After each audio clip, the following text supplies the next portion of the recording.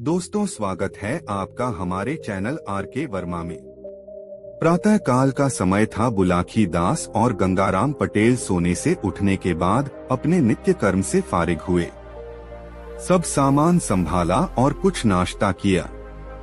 बाद में आश्रम के महात्मा को गंगाराम पटेल ने माथा नवाकर कुछ रुपए भेंट किए और आज्ञा लेकर अपने घोड़ों को आश्रम में ही छोड़ दिया और रेल द्वारा चल दिए। आबू पर्वत की ऊंची ऊंची चोटियां तथा उन पर हरे भरे फल फूलों वाले वृक्ष मन को लुभाते हुए प्रतीत होते थे। शाम के समय वे दोनों आबू पर्वत पर आ गए। पर्वत बड़ा रमणीक था। उस पर अनेक बड़े बड़े मंदिर थे, जिनमें जैन मंदिर तथा अंबाजी का मंदिर तो बहुत ही प्रसिद्ध है तथा शोभायमान थे। वहीं अनेक साधु संतों के आश्रम थे, जहां बहुत से महात्मा शोभा पा रहे थे। कहीं सत्संग होता था तो कहीं उपदेश और प्रवचन हो रहे थे। पुराने महात्माओं की अनेक गुफाएं थी, जिनके दर्शन मात्र को यात्री आते जाते थे, जैसे भर्तृहरि गुफा, गोरखनाथ की गुफा इत्यादि। जिधर देखो उधर आनंद ही आनंद दिखाई देता था। मुख्य दर्शनीय स्थानों को देखते हुए गंगाराम पटेल और बुलाकी दास पर्वत के नीचे उतरे। नीचे एक सुंदर छोटा सा नगर था, जहां खाने पीने की वस्तुएं उपलब्ध हो जाती थी। वही एक झरने के पास उत्तम जगह देखकर गंगाराम पटेल ने ठहरने का विचार किया और बुलाकी से कहने लगे कि देखो, पानी का यह झरना बह रहा है। पड़ोस में जंगल भी है। यहाँ ठहरने से शौच आदि में किसी बात का भय नहीं है। मेरे विचार से तो यही रुक जाए तो अच्छा है। बुलाकी को भी पटेल जी का विचार अच्छा ही मालूम पड़ा और उसने अच्छी सी जगह देखकर वहाँ सब सामान रख दिया। वहाँ जंगल में मंगल हो रहा था। कुछ लोग भगवान का भजन कीर्तन कर रहे थे तो कुछ देवी जी की भेंट गा रहे थे। वहाँ सभी संप्रदाय के महात्मा जा रहे थे। स्थान स्थान पर धर्म चर्चाएं होने से यह स्थान साक्षात स्वर्गधाम सा प्रतीत होता था। गंगाराम पटेल ने बुलाकी को कुछ रुपए सामान लाने को दिए।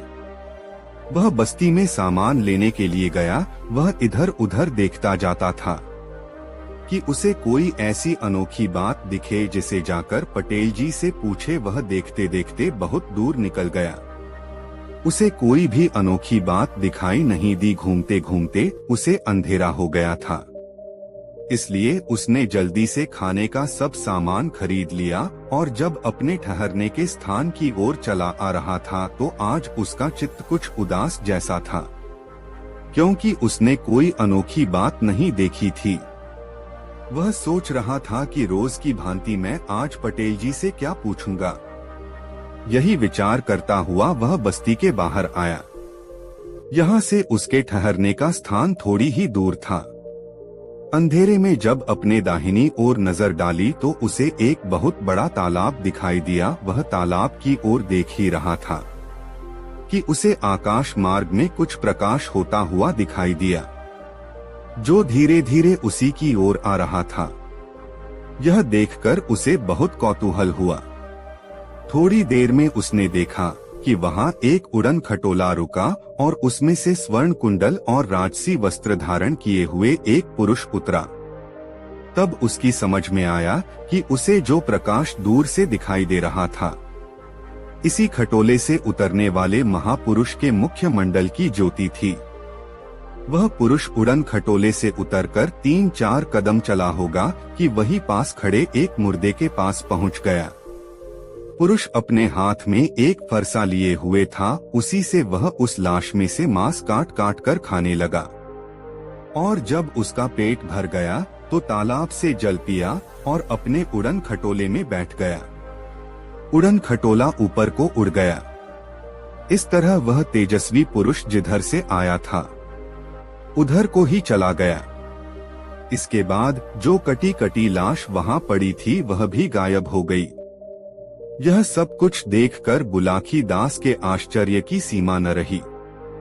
वह विचार करने लगा कि उड़न खटोले से उतरने वाला आदमी देखने से तो कोई देवता, विद्याधर या गंधर्व ही मालूम पड़ता था और इतना तेजवान था कि उसके मुख्य मंडल का उजाला सब दिशाओं को प्रकाशित कर रहा था। वह शव से मांस काट कर खा रहा था। यही बुलाकी नाई के आश्चर्य का कारण था कि ऐसा तेजवान पुरुष शव का मांस क्यों खा रहा था। फिर उस आदमी के जाने के बाद वह मृत व्यक्ति भी गायब हो गया। अपने मन में नए नए विचार बनाता हुआ बुलाकी गंगाराम के पास गया और उनके सामने सामान रख दिया और कहने लगा कि आज मैं एक ऐसी अद्भुत बात देखकर आया हूँ जिसका जवाब आप कभी नहीं दे सकते हैं। इस कारण मेरी राम राम लो, मैं अपने घर जा रहा हूँ। इतनी सुनकर पटेल कहने लगे, तुम्हें मालूम है कि तुमने अब तक जितनी भी अजीब बातें देखी हैं उनका जवाब मैंने दिया है। आज भी तुम्हारी बात का जवाब दूंगा, लेकिन पहले खाना बना खा लो, बाद में पूछना। गंगाराम की बात सुनकर बुलाकी पास के झरने से पानी भरकर लाया और बर्तन साफ किए, चूल्हा चेताया, साग बनाकर चढ़ाया और आटा गूंथा। जब साग बन गया तो पटेल जी पराठे बनाने लगे। जब वह भोजन बनकर तैयार हो गया तो दोनों ने आनंद पूर्वक भोग लगाया। फिर बुलाकी ने पटेल जी का बिस्तर लगाया और हुक्का भरकर उनके सामने रखा। जितनी देर में पटेल जी ने हुक्का पिया, बुलाकी ने सब बर्तन साफ किए और अब अपना सामान संभाल कर रखा। फिर बुलाकी धीरे धीरे पटेल जी के पैर दबाने लगा। पांव दबाते दबाते जब पटेल जी को नींद आने लगी तो वह बोला, पहले मेरी बात का जवाब दो, बाद में सोना। इतनी बात सुनकर गंगाराम पटेल बोले, हाँ बताओ, तुम्हारी ऐसी कौन सी अनोखी बात है जिसका जवाब सुनने के लिए तुम इतने बेचैन हो रहे हो। तब बुलाकी ने उड़न खटोले से उस महापुरुष के उतरने के बाद सारा देखा हुआ हाल बयान कर दिया। बुलाकी की इस प्रकार की बात सुनकर गंगाराम पटेल कहने लगे कि आज वास्तव में तुमने एक विचित्र घटना देखी है, इसे जो सुनेगा आश्चर्य ही करेगा। मैं तुम्हें अब उस तेजस्वी पुरुष के विषय में सब कुछ बताता हूँ, तुम ध्यान लगाकर सुनो। जिस तरह फौज में नक्कारा विशेष महत्व रखता है, उसी प्रकार किस्सा कहानी में हुकारा का महत्व है। जब तक तुम हुकारा देते जाओगे मैं बात कहता चलूंगा और हुकारा बंद होते ही मैं बात करना बंद कर दूंगा। बुलाकी ने हुकारा भरना स्वीकार कर लिया। गंगाराम पटेल वह कहानी आरंभ करते हुए बोले, हे बुलाकी, तुम्हें अब मैं जो कुछ बताता हूँ वह सुनो। एक राजपूत था। बचपन से ही उसकी तंदुरुस्ती बड़ी अच्छी थी। मलाई करने कराने का उसे बड़ा चाव था। व्यायाम करता था और कुश्ती भी लड़ता था। उसने बड़े बड़े पहलवानों की कुश्ती में पछाड़ा था। वह ब्याह लायक हुआ तो राजा ने उसका विवाह करने का विचार किया।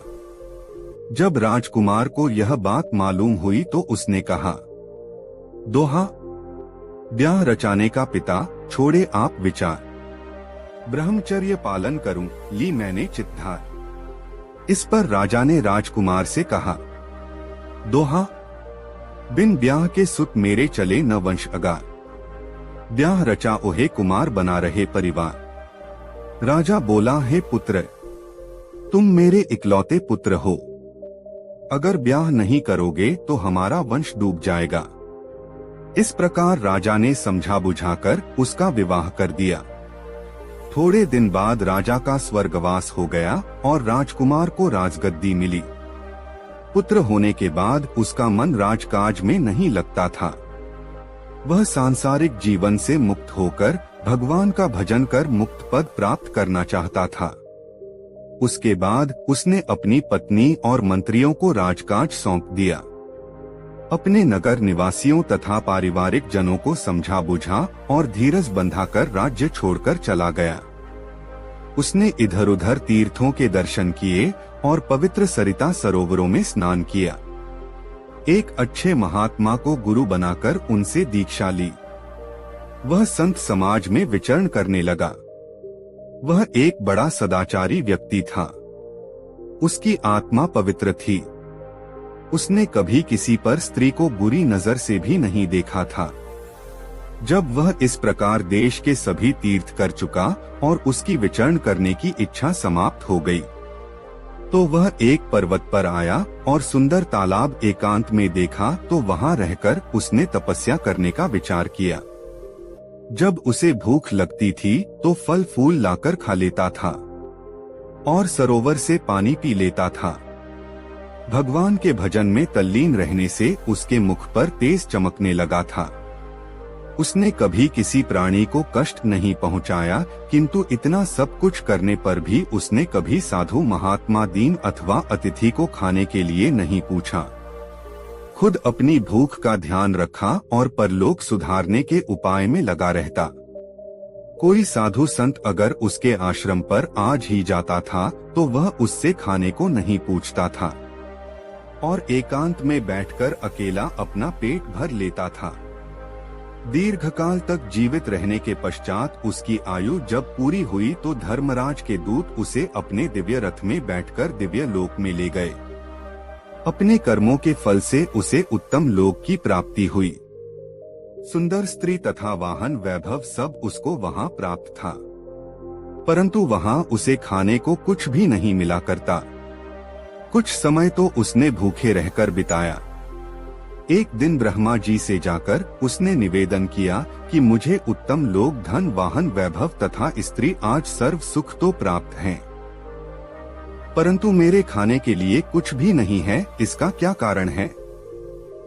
उसकी यह बात सुनकर ब्रह्मा जी समझाकर कहने लगे कि तुमने अपने अच्छे कर्मों के पुण्य से यह उत्तम लोक तो प्राप्त कर लिया, परंतु कभी भी किसी ब्राह्मण, साधु संत तथा भूखे को भोजन नहीं कराया। सदा अपना पेट पालने में लगे रहे हो, इसी कारण तुम्हें यहाँ भोजन नहीं मिल पा रहा है। भोजन उन्हीं को प्राप्त होता है जो भोजन का भी दान करते हैं। ब्रह्मा जी की ऐसी बात सुनकर वह कहने लगा कि आप मुझे ऐसा उपाय बताएं जिससे मैं भूख से ना मरूं। तब ब्रह्मा जी कहने लगे कि तुम जिस सरोवर पर रहते थे, जहां तुमने तप किया था, तुम वही रात में जाया करो और वहां तुम्हारी अपनी लाश ही तुम्हें रखी मिला करेगी। तुम उसी में से मांस काटकर खाओ और तालाब का पानी पीकर अपनी भूख प्यास मिटाओ। हे बुलाखी नाई, यह वही पुरुष तुमने आज मुर्दे का मांस खाते हुए देखा है, जिसका हाल मैंने सुनाया है। देखो रात अधिक हो गई है, अब सो जाओ, सवेरे जल्दी उठकर आगे चलेंगे।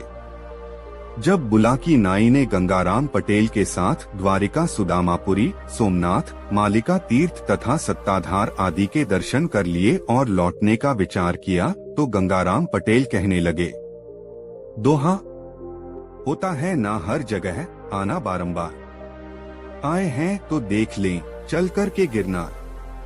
गंगाराम पटेल जी की इतनी बात सुनकर बुलाखीदास नाई कहने लगा, है पटेल जी, यह बात तो मैं भी आपसे कहने वाला ही था, क्योंकि दोहा सुन रखा गिरनार है अतिशय शोभा खान, गुफा अनेकन है वहाँ संतन के स्थान, दर्शन वहाँ के किए से दूर हो तो सब पाप, इस कारण चलकर वहाँ दर्शन की जाए।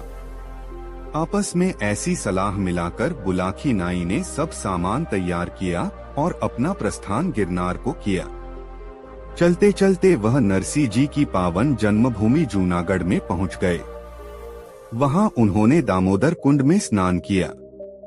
नरसी जी का जन्म स्थान, पुराना किला, गिरनार पहाड़ पर भतृहरि गुफा, राम मंदिर, जैन मंदिर, गोमुख अंबाजी का मंदिर, गोरख धूना, दत्तात्रेय जी की चरण पादुका, कमंडल कुंड, मुचुकुंद गुफा इत्यादि देखकर वह जूनागढ़ लौट आए और एक बगीची पर अपना आसन लगा दिया। गंगाराम पटेल ने बुलाखी को सामान लाने के लिए रुपए दिए। बुलाखी बाजार को गया और वहां से अपना सामान खरीदकर बगीची की ओर आ ही रहा था तो शहर के बाहर उसने एक स्वच्छ तालाब पानी से भरा हुआ देखा। उसमें शोभायमान कमल के फूल खिले हुए थे। तालाब की ओर से संगीत की मनोहर ध्वनि तो आ रही थी, परंतु वहां गाने बजाने वाला कोई भी दिखाई नहीं दे रहा था। बुलाकी को बड़ा आश्चर्य हुआ और वह सामान लेकर सीधा बगीची पर आया और अनमना सा बैठ गया। बोला, मुझे घर जाना होगा। बुलाकी नाई की बात सुनकर गंगाराम पटेल ने कहा कि अरे अब तो हम अपने घर को ही लौटेंगे। पहले भोजन बनाओ, खाओ, फिर रोज की भांति आज भी सोते समय तुम्हारी समस्या का निदान कर तुम्हें संतुष्ट कर लूंगा। तब बुलाकी नाई पानी भरकर लाया, बर्तन साफ किए, फिर चूल्हा जलाकर खाना बनाया और खाया। बुलाकी ने पटेल जी का बिस्तर लगाकर हुक्का भर के रख दिया। सब सामान ठीक प्रकार से रखकर बुलाकी पटेल जी के पांव दबाने लगा। तब पटेल जी ने मुस्कुराते हुए कहा, भाई बुलाकी, आज तुम जो अनोखी बात देखकर आए हो वह मुझे बताओ। बुलाकी नाई कहने लगा कि आज मैं जब खाने पीने का सामान लेकर वापस आ रहा था तो रास्ते में शहर के बाहर एक विशाल तालाब देखा था जो स्वच्छ जल से भरा हुआ था। उसमें सुंदर सुहाने कमल खिल रहे थे। कुछ लोग नौका विहार कर रहे थे। उस तालाब की ओर से गाने बजाने की बड़ी मनोहर ध्वनि सुनाई दे रही थी, परंतु वहाँ कोई गाने बजाने वाला दिखाई नहीं दे रहा था, ना वहाँ कोई ऐसा स्थान ही था जहाँ गाना बजाना हो सकता है। यह देखकर मुझे बड़ा आश्चर्य हुआ। आप कृपा करके बताएं कि यह कौन सा तालाब है। गंगाराम पटेल कहने लगे, एक ब्राह्मण था जिसका विवाह नहीं हुआ था। उसने मन में विचार किया कि भगवान ने अच्छा ही किया जो कि मैं गृहस्थी की सब बाधाओं से दूर हूँ। तब मुझे परलोक सुधारना चाहिए। वह अपना घर छोड़कर निकल पड़ा और महात्मा हो गया। उसने बहुत कठोर तप किया, किसी भी सांसारिक वस्तु पर ध्यान न देकर सदैव भगवान में लीन रहने लगा। कई दिन निराहार उपवास किए और पानी के सहारे ही अपना जीवन निर्वाह किया। उसकी इस कठिन तपस्या से इंद्र का सिंहासन हिलने लगा। इंद्र भयभीत हो गए और नारद जी से कहने लगे कि हे मुनिदेव, क्या कारण है कि आज मेरा सिंहासन चल रहा है। देवराज की यह बात सुनकर नारद जी कहने लगे, दोहा, एक तपस्वी तप करे जूनागढ़ दरमियान, तप से सिंहासन हिला सत्य करूं बखान। पूरन तप वह जो करे लीजे आप विचार, इंद्रासन पर आके कर ले वह अधिकार। देव ऋषि की बात सुनकर इंद्र चिंतित हुए और नारद जी से बोले, दोहा, मुझसे जो मुनिदेव यह सिंहासन छिन जाए, बात बिगड़ जाए सभी, अब कछु करो उपाय। इंद्रदेव की बात सुनकर नारद जी कहने लगे कि आप कुछ उपाय करें। साहस खोने से कोई लाभ नहीं। उनके जाने के पश्चात इंद्र ने विचार किया कि किसी अप्सरा को बुलाकर उस तपस्वी के पास भेजा जाए तो उसका तप भंग करेगी। अप्सरा के प्रेम में आसक्त होकर तप से विमुख हो वह तपस्वी अप्सरा के साथ विहार करने लगेगा तो उसकी शक्ति क्षीण हो जाएगी। इस प्रकार विचार करके इंद्रदेव ने एक अति चतुर अप्सरा को बुलाकर कहा, जूनागढ़ में एक तपस्वी तपस्या कर रहा है जिससे मेरा सिंहासन ही हिल गया है। अब तुम अपने समाज सहित वहां जाओ और उस तपस्वी को मोहित करके उसको सबसे भ्रष्ट करो। इंद्रदेव के कहे अनुसार अप्सरा अपने समाज सहित उस स्थान पर आई जहां तपस्वी तपस्या कर रहा था।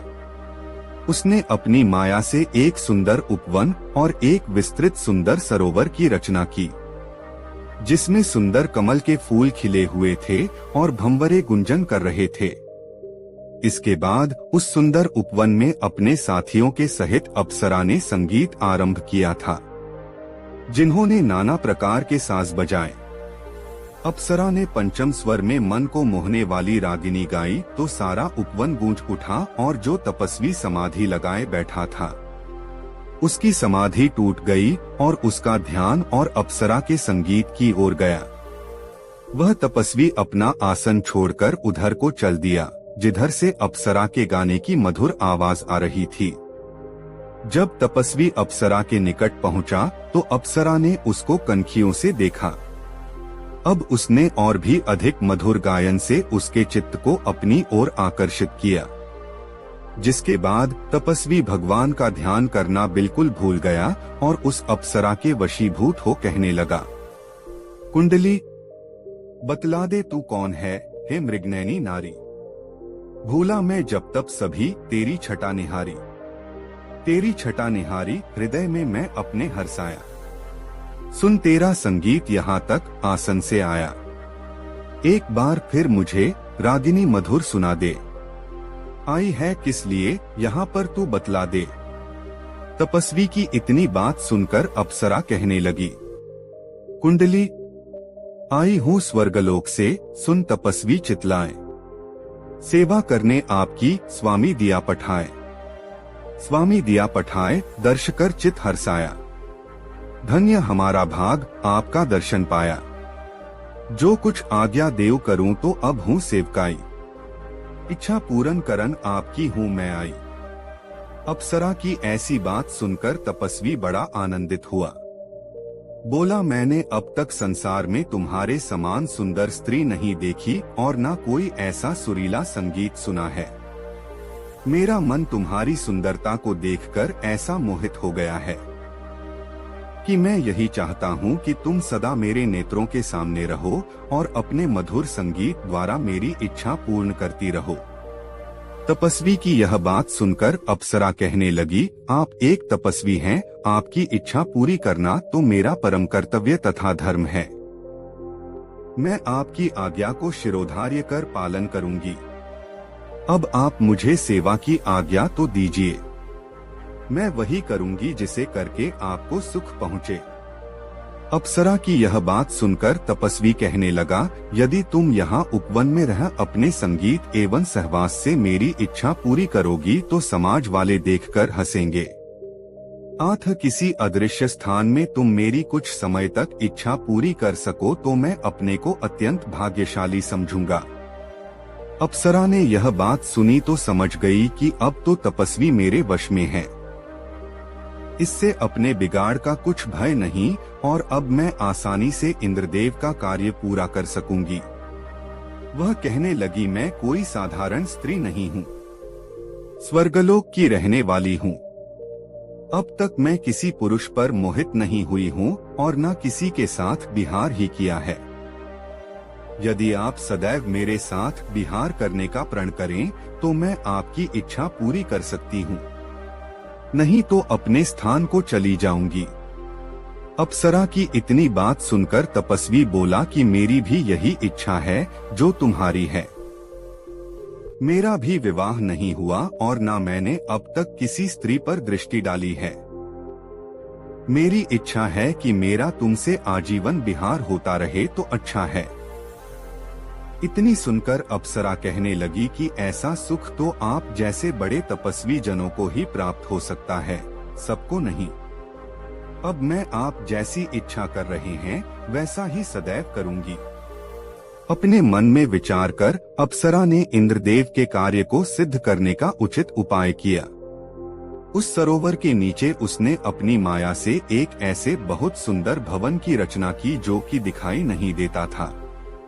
उस भवन के ऊपर जल भरा हुआ था, जिसमें कि सुहाने सुहाने कमल भी खिल रहे थे, भंवरे फूलों पर गुंजार कर रहे थे। भवन में अनेकों मणियां लगी हुई थी, जिनसे कि अद्भुत प्रकाश होता था। स्वर्ग जैसे समस्त सुखों के साधन उस भवन में उपलब्ध थे। अप्सरा अपने साथियों सहित उस तपस्वी सहित निवास करने लगी। अन्य कक्षाओं में अपने साथियों को ठहराया और स्वयं अप्सरा तपस्वी से विहार करने लगी। जब भी तपस्वी को संगीत सुनने की इच्छा होती है तभी अप्सरा अपने साथियों सहित वहां गाना बजाना आरंभ कर देती है। हे बुलाखीदास, इस तालाब में जल के नीचे उसी अप्सरा द्वारा बनाए हुए माया का भवन है, जो किसी को दिखाई नहीं देता और वहां अप्सरा उस तपस्वी सहित विहार करती है। उस अप्सरा के साथी भी दूसरे कमरे में रहते हैं। तुमने जो गाने बजाने की आवाज सुनी है वह उसी अप्सरा और उसके साथियों की है। अब तुम्हारी बात का जवाब मिल गया, रात भी अधिक हो गई है, आठ अब सो जाओ क्योंकि सवेरे जल्दी उठना है। प्रातःकाल गंगाराम और बुलाकी ने सुबह उठकर अपना शौचादि नित्य कर्म किया और नित्य की भांति नाश्ता कर अपना सब सामान संभाला और मारवाड़ से उन्होंने मेवाड़ की ओर प्रस्थान किया। मेवाड़ राज्य राजधानी राज्यों में अति प्रसिद्ध राज्य है। यहाँ एक समय राणा वंश का राज्य था। इस क्षेत्र में पर्वत अधिक है। यहाँ रास्ता कंकरीला तथा पथरीला है। यहाँ सबसे प्रसिद्ध नगर चित्तौड़ है, जो कि कभी राज्य की राजधानी था। गंगाराम और बुलाकी सायंकाल चलते चलते चित्तौड़ नगर में आए। उन्होंने देखा कि चित्तौड़ नगर गंभीरी नदी के तट पर बसा हुआ है। चित्तौड़ का किला भारत के सभी किलों में बड़ा है, जो कई मील में बना हुआ है। किले के 7 दरवाजे हैं। पांडव पोल, भैरव पोल, हनुमान पोल, गणेश पोल, नारेला, लक्ष्मण द्वार तथा राम द्वार है। 7वां दरवाजा ही राम द्वार है। यहीं से किले के अंदर प्रवेश करते हैं। किले के भीतर पद्मिनी का महल, रतन सिंह का महल, फतेह सिंह का महल, शिव मंदिर, काली मंदिर, मीराबाई का मंदिर, जैन मंदिर, विजय स्तंभ तथा 4 भुजा आदि के प्रसिद्ध मंदिर तथा कुछ बावड़ी और कुंड आदि है। सब स्थानों को देखने के बाद वह दोनों गंभीरी नदी के तट पर एक बड़े वृक्ष के नीचे ठहरे। यहाँ और बहुत से यात्री भी ठहरे हुए थे। गंगाराम ने बुलाकी को सामान खरीदने को रुपए दे दिए। वह खाने का सामान लेने के लिए शहर में आया। जब वह सामान खरीदने के लिए जा रहा था तो उसने देखा कि एक भटियारा, एक फौजी जवान तथा एक वेश्या एक आदमी को पकड़े हुए राजदरबार की ओर जा रहे हैं। यह तीनों कह रहे थे कि यह आदमी बड़ा ठग है, इसने हम सबको ठगा है। आज मुश्किल से पकड़ा गया है। इसे राजा के यहाँ ले जाकर सजा दिलाएंगे। उनके साथ बहुत भीड़ थी। यह सब देखता हुआ वह सामान खरीदने चला गया और कई दुकानों से जाकर सामान खरीदा। जब सामान खरीदकर वापस आया तो देखा नगर निवासियों के साथ वह ठग आजादी से घूमता आ रहा था। लोगों से पूछने पर पता चला कि इसने भी राजा के सामने सब अपराध स्वीकार कर लिया था। फिर भी इसे निर्दोष कहकर छोड़ दिया गया। यह सुनकर उसे बड़ा आश्चर्य हुआ कि अपराध स्वीकार कर लेने के बाद राजा ने उसे बिना दंड दिए क्यों छोड़ दिया। यह विचार करता हुआ वह गंगाराम पटेल के पास आया, सामान सामने रखकर बोला कि मेरी राम राम लो, मैं घर चला। पटेल जी बोले, तुमने जरूर कोई चरित्र देखा है। पहले खाना तो बनाओ, फिर मैं तुम्हारी बात का जवाब दूंगा। पटेल की यह बात सुनकर बुलाकी जल आया। बर्तन साफ किए, उसके बाद उन्होंने मिलजुल कर खाना बनाकर खाया। फिर बुलाकी ने पटेल जी का बिस्तर लगा दिया। हुक्का ताजी करके उनके सामने रखा। जब तक पटेल जी हुक्का पीकर आराम करने लगे, तब तक बुलाकी ने बर्तन साफ कर सब सामान संभाल कर रखा। फिर वह पटेल जी के पैर दबाने लगा और पटेल जी से बोला, आपने मेरी बात का उत्तर देने को कहा था, तो अब उत्तर दीजिए। जब पटेल जी ने कहा कि पहले अपनी आज की देखी हुई अजूबी बात तो सुनाओ। बुलाकी की सारी बात सुनकर गंगाराम पटेल बोले कि मैं बात कहूँ तो तुम हुकारा देते रहना। पटेल जी बोले, सुनो, एक जाट बहुत गरीब हो गया था। उसके पास जब कुछ नहीं रहा तो वह अपनी टूटी हंडिया और थोड़े से चावल बांधकर अपने घर से चल दिया। चलते चलते एक सराय में जाकर ठहरा और भटियारी से कहा कि हमारे यह चावल हमारी हंडिया में ही बनाना, मैं जब तक घूम कर आ रहा हूँ। भटियारी ने उस छोटी सी हंडिया में चावल पकने रख दिए। वह आदमी कहीं बाहर नहीं गया, उसी के घर में छिपकर बैठ गया और भटियारी को छुपे छुपे देखता रहा। जब चावल पक गए तो भटियारी का लड़का बोला, थोड़े चावल मुझे दे दो। भटियारी ने 2 चम्मच चावल उसे खाने को दे दिए। थोड़ी देर बाद दूसरा लड़का आया, उसने भी भटियारी से चावल मांगे। भटियारी ने 2 चम्मच चावल उसे भी दे दिए। वह भी खाकर चला गया। वह आदमी यह सब देखता रहा, फिर निकलकर बाहर आया और भटियारी से चावल खाने को मांगे। भटियारी ने उसकी हंडिया उसके सामने लाकर रख दी। उसने हंडिया को कान से लगाया और बोला, अरे चुप भी हो जा। भटियारी ने बस 2-2 चम्मच चावल अपने दोनों लड़कों को ही तो दिए हैं, ज्यादा तो नहीं दिए। इतना कहकर हंडिया में से चावल प्लेट में रखकर खा लिए।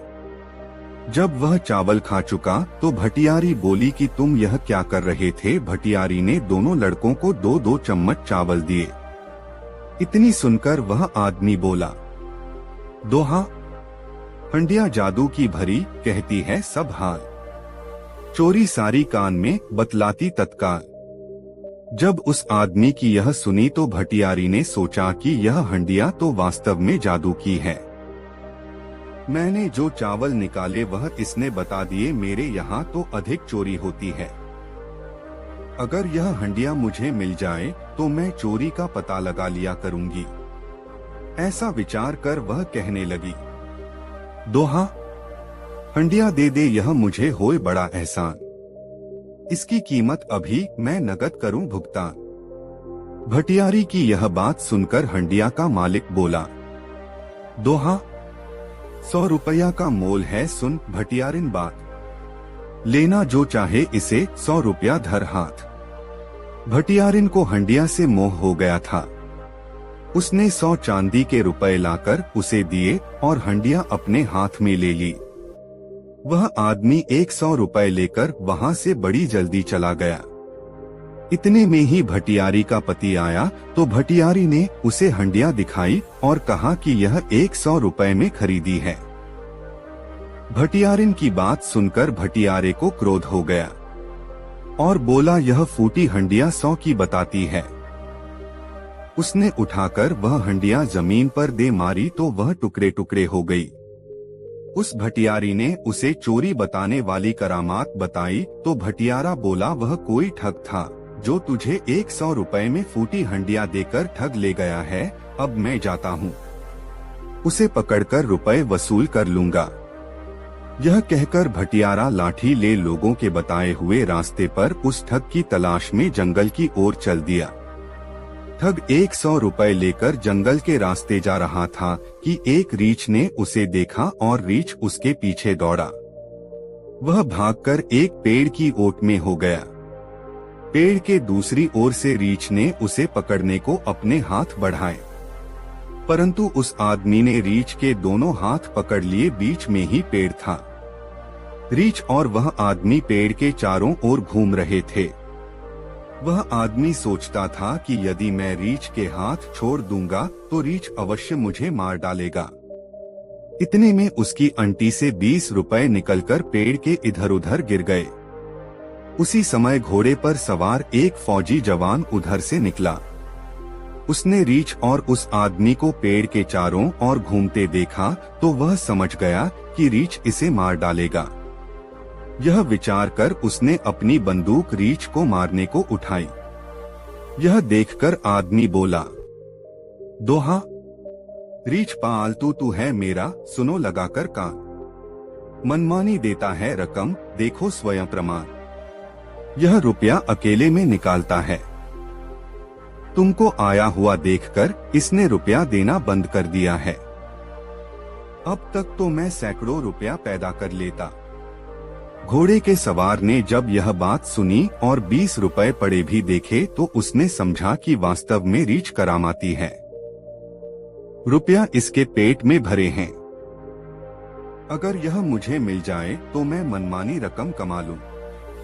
यह विचार कर कहने लगा, दोहा, मुझको दे दे रीछ, यह मैं बतलाऊं तोए। रुपए की है इस समय बहुत जरूरत मोय। उस आदमी ने जब घुड़सवार की यह बात सुनी तो कहने लगा कि यदि तुम रीछ चाहते हो तो 400 रुपए और अपना घोड़ा मुझे दे दो।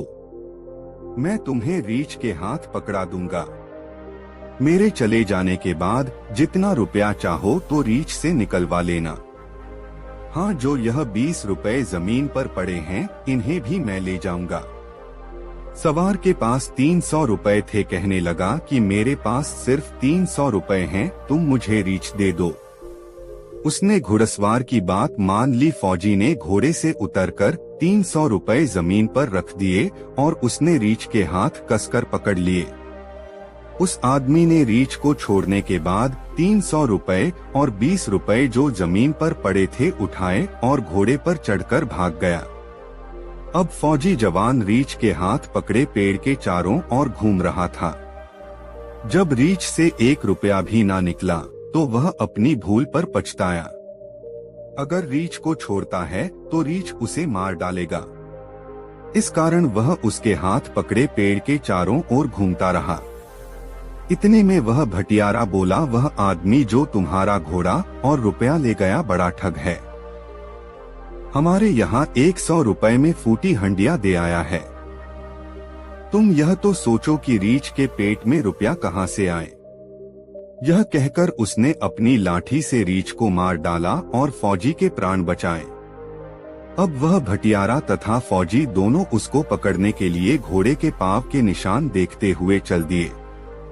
उधर वह ठग घोड़े पर सवार होकर दूसरे शहर में शाम के समय एक तवायफ के यहाँ सराय में जा ठहरा। उसने घोड़े को 2 सेर दाना खिलाया और तवायफ से कहा, तुम सुबह मेरे घोड़े की लीद मत फिंकवाना। उसने 4 बजे रात को उठकर घोड़े की लीद में 200 रुपए मिला दिए और सवेरे उठकर तवायफ के सामने पानी मांगकर लीद को धोना शुरू किया। उसमें से 200 रुपए जो उसने मिलाए थे सो निकाल लिए और बोला, यह मेरा घोड़ा करामाती है। देखो तुम्हारे सामने मैंने इसे 2 सेर दाना खिलाया था। इसने लीद में से 200 रुपए दिए। इसे जितने सेर दाना खिलाता हूँ उतने ही सैकड़ा रुपया लीद के साथ निकालता है। यह सुनकर तवायफ को लालच आ गया और कहने लगी, यह घोड़ा मुझे दे दो और जो कुछ चाहो तो ले लो। तवायफ के बहुत विनय करने पर 1000 रुपए लेकर उसने वह घोड़ा दे दिया और चला गया। तवायफ ने सोचा कि 1000 रुपए एक ही दिन में वसूल कर लूं। इसलिए उसने घोड़े को 10 सेर दाना खिला दिया, जिसे खाकर घोड़े का पेट फूल गया और वह मर गया। वह मरा हुआ घोड़ा सराय के दरवाजे पर पड़ा हुआ था। उधर से भटियारा और फौजी निकले। फौजी ने अपना घोड़ा पहचाना और भटियारे से बोला, मेरा घोड़ा तो यहाँ मरा पड़ा है, ठग भी यहीं कहीं होगा। जब उन्होंने तवायफ से पता लगाया तो उसने कहा कि एक आदमी इसे करामाती घोड़ा बताकर 1000 रुपए में बेच गया है। फौजी बोला, घोड़ा मेरा है, इसमें कोई करामात नहीं थी। तुम्हारी भांति ही उस ठग ने हम दोनों को भी ठगा है। चलो अब हम दोनों मिलकर उसे तलाश करेंगे और पकड़कर अपना रुपया वसूल करेंगे। अब वह तवायफ भी उनके साथ में हो गई। अब भटियारे, फौजी और तवायफ तीनों ही उसको ढूंढने के लिए चल दिए और उसी शहर में घूमते हुए उसको पकड़ भी लिया। और जब वह नहीं माना तो वे अपना न्याय कराने के लिए उसे राज दरबार में ले गए। सबसे पहले राजा के सामने भटियारे ने अपना दावा रखा। वह बोला कि यह आदमी ठग है। मेरी पत्नी को फूटी हंडिया 100 रुपए में देकर ठग लाया है, जिसने उसे यह लालच दिया था कि हंडिया मेरी करामाती है और चोरी बताती है। राजा ने उससे पूछा कि भटियारा जो कुछ कह रहा है क्या ठीक है? वह आदमी बोला, वास्तव में मेरी हड्डियां करामाती थी और वह चोरी बताती थी। आप उस हंडिया को मंगाकर जांच कर लीजिए। राजा ने भटियारे से कहा कि वह हंडिया लाओ। भटियारा बोला, वह तो मैंने फोड़ दी। राजा कहने लगा, जब हंडिया ही नहीं तो मैं न्याय कैसे करूं? इसके बाद फौजी ने अपनी फरियाद की कि यह आदमी ठग है। यह 300 रुपए और घोड़ा मुझसे बहका कर ले गया और एक रीछ का हाथ पकड़ा आया। इसने कहा था कि यह रीछ अकेले में पेट से टट्टी की राह रुपए निकालता है। राजा ने उससे पूछा, क्या तुमने 300 रुपए और घोड़ा लेकर इन्हें रीछ दिया था? उसने उत्तर दिया, महाराज मेरा रीछ करामाती था। मैंने जो कुछ भी कहा था सत्य है। रीछ को मंगवा कर जांच कर ली जाए। भटियारा बोला, उसको मारकर तो मैंने इसकी जान बचाई है। राजा बोला, तुम्हारे मामले में भी यह निर्दोष है, क्योंकि तुमने रीछ मार दिया है। इसके बाद तवायफ ने कहा, यह 1000 रुपए में अपना घोड़ा मुझे इस शर्त पर बेच आया था कि इसे जितने सेर दाना खिलाते हैं उतने 100 रुपए लीद के साथ देता है। इस प्रकार इसने मुझे धोखा दिया है। ठग बोला, श्रीमान जी घोड़े को मंगाकर आप मेरी साँच झूठ की जांच कर लें। वैसे मेरी बात झूठ हो तो मुझे कठोर सजा दीजिए। राजा के पूछने पर तवायफ ने बताया कि घोड़ा तो मर गया है। राजा ने कहा, बिना घोड़े के फैसला क्या करूं? हे बुलाखी नाई, तुम इसी ठग को देखकर आए हो, जिसे सबूत न मिलने पर राजा ने निर्दोष छोड़ दिया। अब रात अधिक हो गई है, सवेरे जल्दी जागना है, इसलिए अब सो जाओ। प्रातः काल उठकर गंगाराम पटेल तथा बुलाखी दास ने अपने शौच आदि नित्य कर्म किए, फिर नाश्ता करके अपना सब सामान संभाला।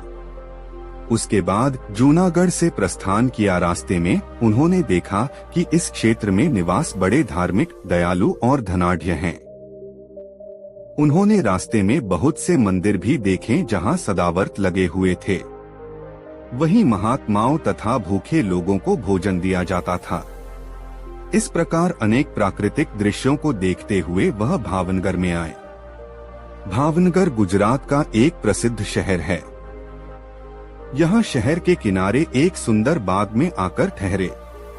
बुलाखी नाई ने सब सामान ठीक प्रकार से लगा दिया तो उसके बाद गंगाराम पटेल ने 50 रुपए बाजार से सामान लाने को दिए।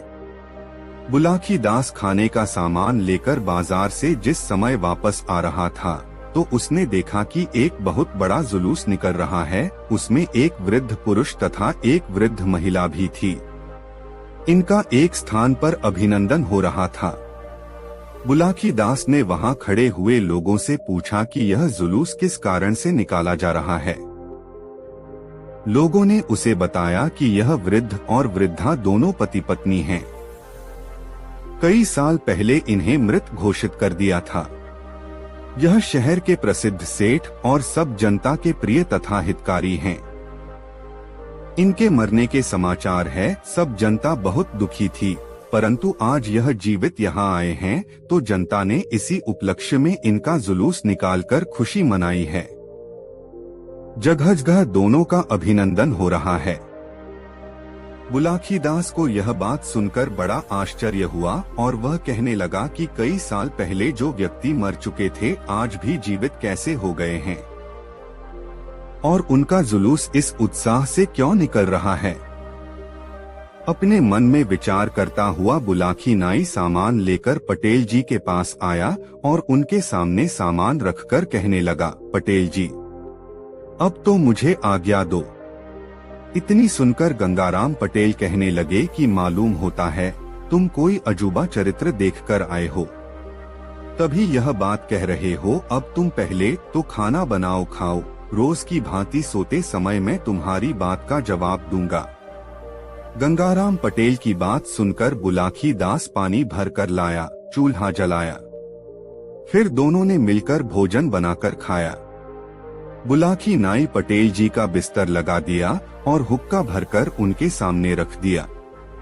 फिर बर्तन साफ कर अपना सब सामान ठिकाने पर लगाया और पटेल जी के पैर दबाने लगा और पटेल जी से बोला कि आपने कहा था कि सोते समय जो भी बात है उसका जवाब दूंगा, अब जवाब दो।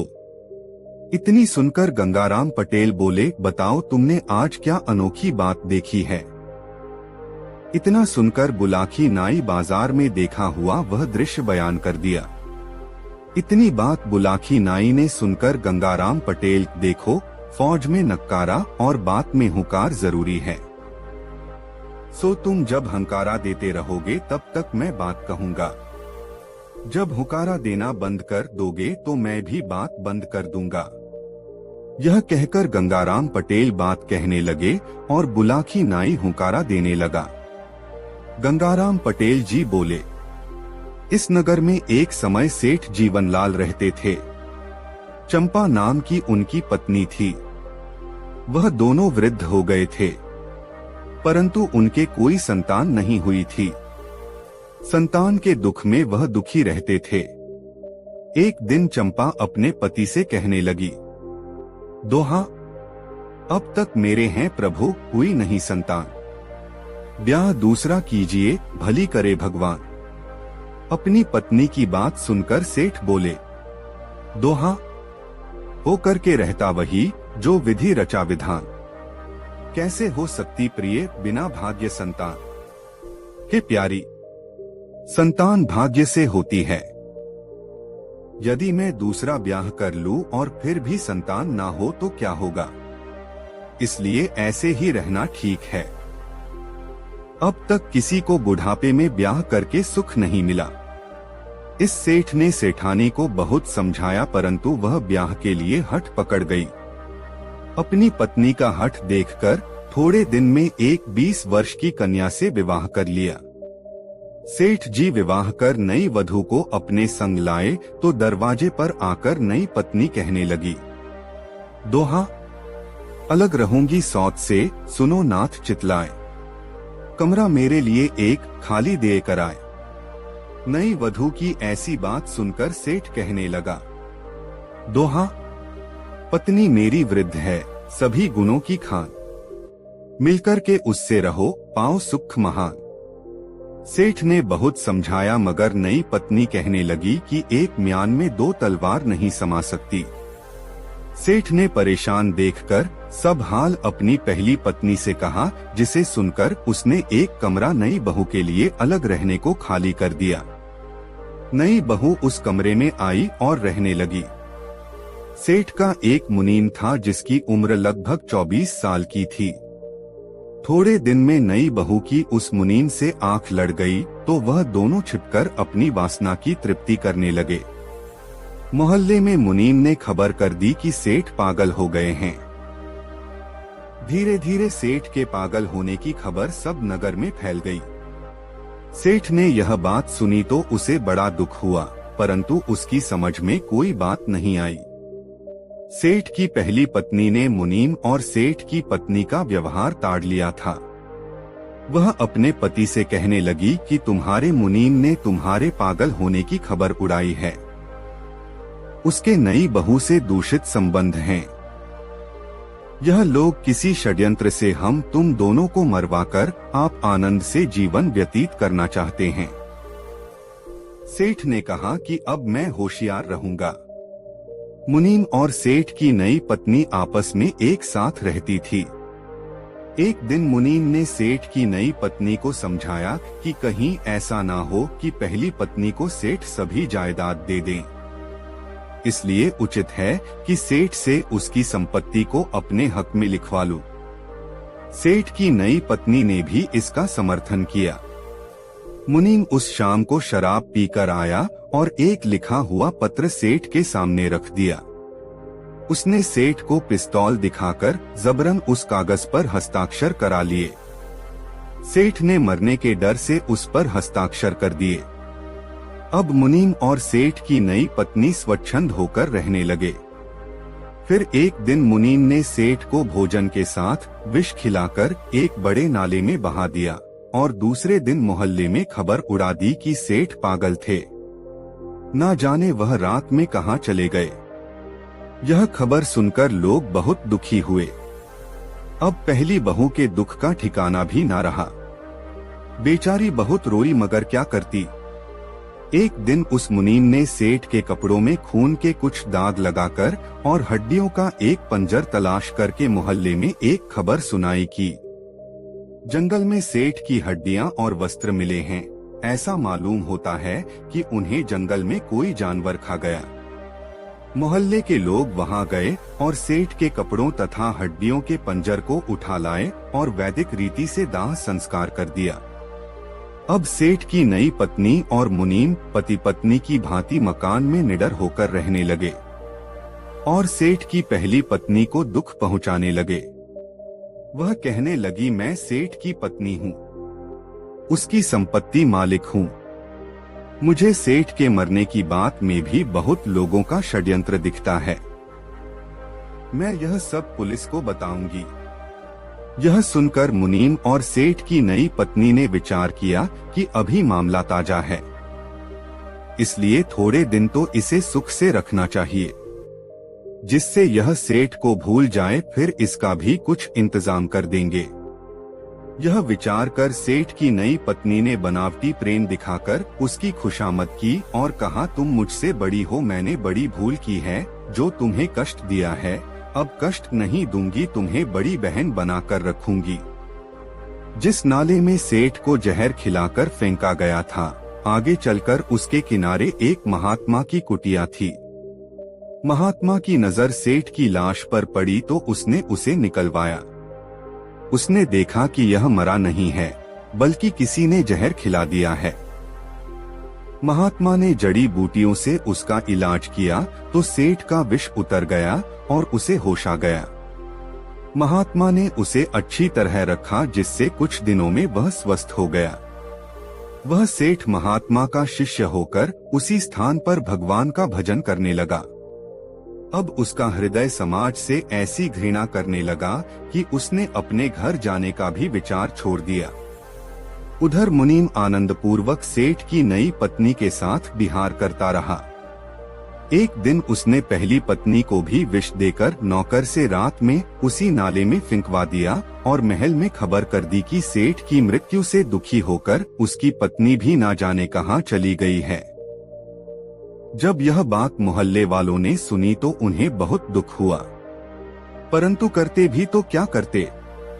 सेठ की वृद्धा पत्नी की लाश भी उस नाले में बहती हुई उसी महात्मा की कुटिया के पास पहुंची तो महात्मा ने उसे भी निकलवाया और उसका भी जड़ी बूटियों से इलाज कर विष दूर कर दिया।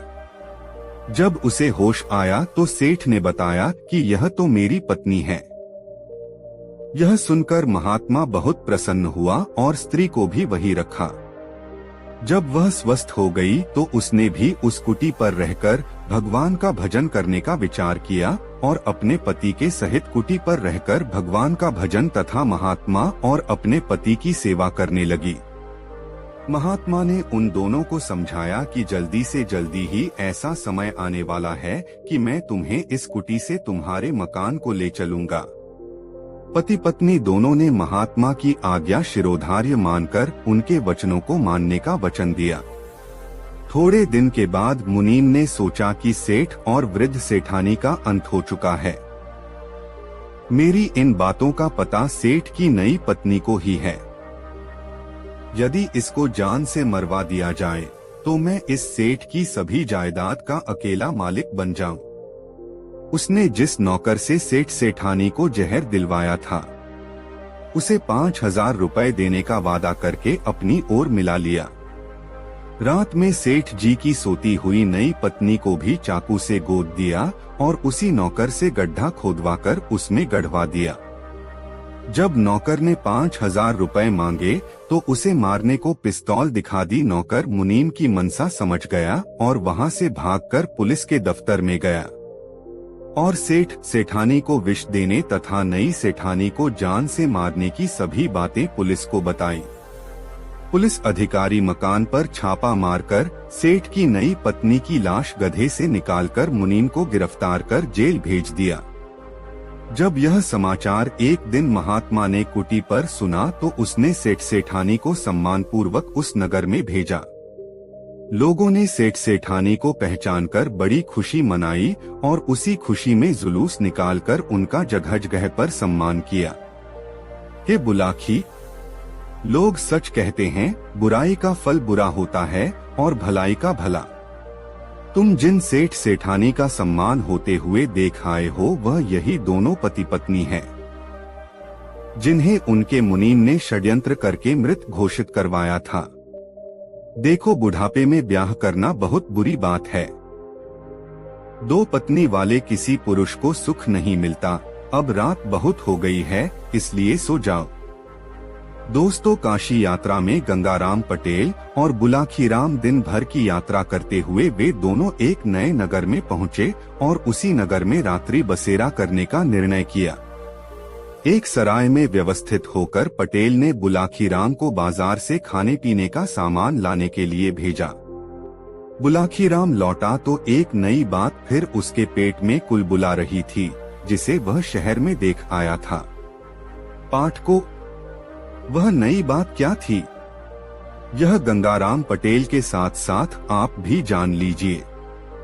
इस बार बाजार के एक व्यस्त चौराहे पर बुलाखीराम ने एक ऐसा युवक देखा जो देखने में तो किसी कुलीन घर का चिराग लग रहा था, पर उस युवक की आंखों में वीरानी छाई हुई थी।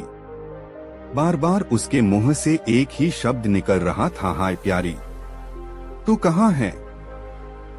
हाय प्यारी, तू कहाँ है? रात को सोने से पूर्व जब बुलाखीराम ने उस युवक के विषय में पूछा तो गंगाराम पटेल ने उसे बताया, बुलाखीराम, जिस नगर में हम लोग ठहरे हुए हैं, इस नगर का नाम कमल नगर है। अब से लगभग 20 वर्ष पहले इस नगर में श्याम सिंह नाम का एक क्षत्रिय रहता था। श्याम सिंह खूब खाते पीते परिवार का था। उसके पास उसके पिता की छोड़ी हुई बहुत बड़ी संपदा थी। परिवार में पत्नी के अलावा एकमात्र पुत्र भुवन था, जिसकी आयु 10 वर्ष की हो चुकी थी। श्याम सिंह का परिवार बड़े आनंद के साथ जीवन व्यतीत कर रहा था कि एक दिन उस परिवार पर शनि की कुदृष्टि पड़ गई। एक रहस्यमय बीमारी की चपेट में आकर श्याम सिंह और उसकी पत्नी का अनायास ही देहांत हो गया। 10 वर्षीय भुवन अनाथ हो गया। बुलाखी, भुवन की उम्र बेशक कम थी, किंतु उसके अंदर धैर्य और लगन की कोई कमी नहीं थी। उस किशोर ने बड़ी दृढ़ता से स्थिति का मुकाबला किया और अपने पिता के छोड़े हुए धन के सहारे अपनी परवरिश अपने आप करता रहा। धीरे धीरे 10 वर्ष बीत गए। किशोर आयु का भुवन अब 20 साल का सुंदर नौजवान बन गया। एक दिन भुवन ने अपने मन में विचार किया कि माँ बाप द्वारा छोड़ा हुआ धन धीरे धीरे समाप्त हो रहा है, आखिर क्यों न इस धन से किसी दूसरे नगर में जाकर कोई व्यापार कर लूं। व्यापार चल पड़ा तो इस धन में वृद्धि होगी, तब मैं कोई अच्छी सी कन्या ढूंढकर उसके साथ अपना विवाह कर लूंगा और आनंद के साथ शेष जीवन व्यतीत करूंगा। ऐसा विचार कर एक दिन उसने अपना सारा धन समेटा और उसे लेकर किसी दूसरे नगर के लिए चल पड़ा। रास्ता एक वन के मध्य से गुजरता था। शाम के समय जब वह पैदल चलते हुए थक गया तो एक वृक्ष की छाया में बैठ गया। ठंडी ठंडी हवा बह रही थी। भुवन को पता ही नहीं चला कि कब उसे नींद आ गई। जब उसकी नींद टूटी तो उसने स्वयं को 8 डाकुओं के एक दल से घिरा हुआ पाया। डाकू सरदार ने एक भाले की नोक से उसे टोलते हुए कहा, ऐ लड़के, जो कुछ भी तेरे पास है चुपचाप हमारे हवाले कर दे। प्रतिरोध करेगा तो हम तुझे खत्म कर देंगे। भुवन ने सोचा कि यदि इन्होंने मुझे मार दिया तो सारी कहानी ही खत्म हो जाएगी, आखिर क्यों न अपना धन देकर इनसे अपनी जान छुड़ा लूं। जीवित रहा तो और धन कमा लूंगा। ऐसा विचार कर उसने अपने पास का सारा धन उन डाकुओं को सौंप दिया। डाकू उसका धन लेकर वहां से चलते बने। संध्या हो चली थी। भुवन ने आगे बढ़ने का मन बनाया, लेकिन फिर सोचा कि संध्या काल में तो जंगली जानवर अपने अपने शिकार की तलाश में बाहर निकल पड़ते हैं। यदि किसी हिंसक जीव से टकराव हो गया तो प्राण संकट में पड़ जाएंगे। इससे तो बेहतर यही है कि आज की रात इस वन में किसी वृक्ष पर चढ़कर गुजार दी जाए। अगली प्रातः जैसे ही भोर का उजाला फूटेगा, शहर की ओर चल पड़ूंगा। ऐसा विचार कर भुवन एक घने वृक्ष की एक मोटी सी शाखा पर जाकर बैठ गया। उसने शाखा के साथ अपनी छाती सटा ली और दोनों बाजुओं से शाखा को मजबूती से थाम कर सो गया। आधी रात को अचानक उसकी नींद खुल गई। नीचे झांका तो मध्यम सी रोशनी में उसे 4 प्रेत गोल दायरे में बैठे हुए दिखाई दिए। उनमें से एक प्रेत कह रहा था, मित्रों, मालवा देश के राजा हरि सिंह की राजकुमारी रूपकुमारी बहुत ही रूपवती है। अभी उसकी आयु मात्र 16 साल की है, परंतु उसका पिता कल उसकी शादी एक ऐसे राजा के साथ कर देना चाहता है जिसकी उम्र 60 साल है। यह तो बहुत ही अनर्थ की बात है। यह सुनकर दूसरे प्रेत ने कहा, मित्रों, है तो यह अनर्थ की बात, पर इससे भी ज्यादा अनर्थ वाली यह बात है कि राजकुमारी उस बूढ़े राजा के साथ हरगिज भी विवाह करना नहीं चाहती। वह निश्चय कर चुकी है कि विष खाकर अपने प्राण त्याग देगी, किंतु उस बूढ़े राजा के साथ कभी शादी नहीं करेगी। बेचारी राजकुमारी, मुझे तो उस पर बहुत दया आ रही है, कल वह नाहक ही अपने प्राण गंवा देगी। तब तीसरे प्रेत ने कहा, मित्रों, यदि ऐसी बात है तो हमें उस राजकुमारी की मदद करनी चाहिए, क्योंकि जब हम मानव योनि में थे तो बुरे कर्म करने के कारण ही तो हमें यह प्रेत योनि मिली है। इस योनि में हम नाना प्रकार के कष्ट भोग रहे हैं। अतः हमें चाहिए कि हम कुछ अच्छे कर्म करें जिससे हमारे पापों में कमी आए और हम फिर से मनुष्य योनि में जन्म लेकर सर्वानंद भोगें। अब चौथे प्रेत की बारी थी। उसने कहा, मित्र, कहते तो तुम ठीक हो, पर हम उहरे अशरीरी मनुष्य देह हम धारण नहीं कर सकते। बिना देह के हम उस बेचारी राजकुमारी की कैसे मदद कर सकते हैं? हाँ, यदि कोई मनुष्य हमारा साथ दे तो हम उसकी मदद अवश्य कर सकते हैं। वृक्ष पर बैठे हुए भुवन ने सारी बातें सुनी। उसने राजकुमारी के विषय में जो कुछ सुना, उसे सुनकर उसके दिल को बहुत दुख पहुंचा। मन में एक निश्चय करके वह वृक्ष से नीचे उतर आया और उन प्रेतों से कहा, हे प्रेतों, मैंने तुम लोगों की सारी बातें सुनी हैं। खुशी की बात है कि तुम राजकुमारी रूपकुमारी की मदद करना चाहते हो। मैं भी उसकी मदद करना चाहता हूँ। बताओ मैं किस प्रकार उसकी मदद कर सकता हूँ? यह सुनकर प्रेतों का सरदार बोला, मित्र, एक शर्त पर हम तुम्हारी मदद ले सकते हैं। शर्त यह है कि तुम भूलकर भी हमारे विषय में किसी से भी कोई जिक्र नहीं करोगे। यदि तुमने जाने अनजाने भी हमारा किसी से जिक्र कर दिया तो उसी समय राजकुमारी रूपकुमारी के प्राण छूट जाएंगे। बोलो, मंजूर है यह शर्त? भुवन ने तत्काल उनकी यह शर्त स्वीकार कर ली। तब प्रेतों ने अपनी मायावी विद्या से भुवन के लिए राजकुमारों जैसे वस्त्राभूषण मंगवाए। मायावी विद्या से ही 5 घोड़े पैदा किए जो वायु से भी तेज रफ्तार से आकाश में उड़ सकते थे। भुवन को एक घोड़े पर बैठाया और उसके पीछे पीछे अशरीरी रूप में अपने अपने घोड़ों पर बैठकर मालवा की ओर उड़ चले। 2 घंटे में ही वे घोड़े मालवा देश की सीमा में प्रविष्ट हो गए।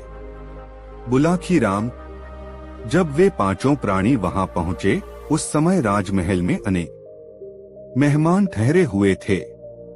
उन 5 प्रेतों ने भुवन को तो राजमहल में भेज दिया और स्वयं अदृश्य रहकर उसकी निगरानी करते रहे। राजकुमारी रूपकुमारी उस समय अपने कमरे में अकेली बैठी थी जब युवक ने उसके कमरे में प्रवेश किया। भुवन को वहां आया देख राजकुमारी आश्चर्यचकित रह गई। उसने भुवन से पूछा, हे युवक, तुम कौन हो और मेरे कक्ष में किधर से आ पहुँचे? भुवन ने कहा, हे राजकुमारी, मेरा नाम भुवन है। मुझे तुम्हारे विषय में सब कुछ मालूम हो चुका है कि तुम अपना विवाह उस बूढ़े राजा के साथ करना नहीं चाहती हो। मैं तुम्हारी सहायता करने के लिए ही यहाँ आया हूँ। भुवन सुंदर तो था ही, उसने राजकुमारी से जब यह विनम्रता के साथ कहा तो वह उसके व्यक्तित्व से बेहद प्रभावित हुई। उस समय भुवन का सहारा उसे भगवान का भेजा हुआ सहारा महसूस हुआ। वह तुरंत उसके साथ चलने के लिए तैयार हो गई। भुवन ने तब राजकुमारी को अपने घोड़े पर बिठाया और आकाश मार्ग से चल पड़ा। चारों प्रेत भी अदृश्य रूप में उसके पीछे पीछे चल पड़े। भुवन ने अपना घोड़ा वन में उसी वृक्ष के नीचे उतारा। वहां अदृश्य रूप से उन प्रेतों ने युवक से कहा, हे युवक, अब तुम इस राजकुमारी को अपने नगर में ले जाओ और इसके साथ विधिवत विवाह करके सुखी और संपन्न जीवन व्यतीत करो, पर सावधान, हमारी हिदायतें याद रखना, भूलकर भी कभी किसी से हमारा जिक्र न करना। उत्तर में भुवन ने सिर हिलाकर अपनी सहमति प्रदान कर दी। उधर जब राजमहल में राजकुमारी रूपकुमारी के गायब होने की खबर मिली तो वहां हड़कंप मच गया। चारों तरफ राजकुमारी की खोज होने लगी, किंतु यह सब निष्फल साबित हुआ। राजकुमारी तो उनकी पहुंच से बहुत दूर कमलनगर में पहुंच चुकी थी। उधर नगर के लोगों को जब यह मालूम हुआ कि भुवन ने अपना विवाह कर लिया है तो उसके सभी मित्रों ने आकर उसे बधाई दी।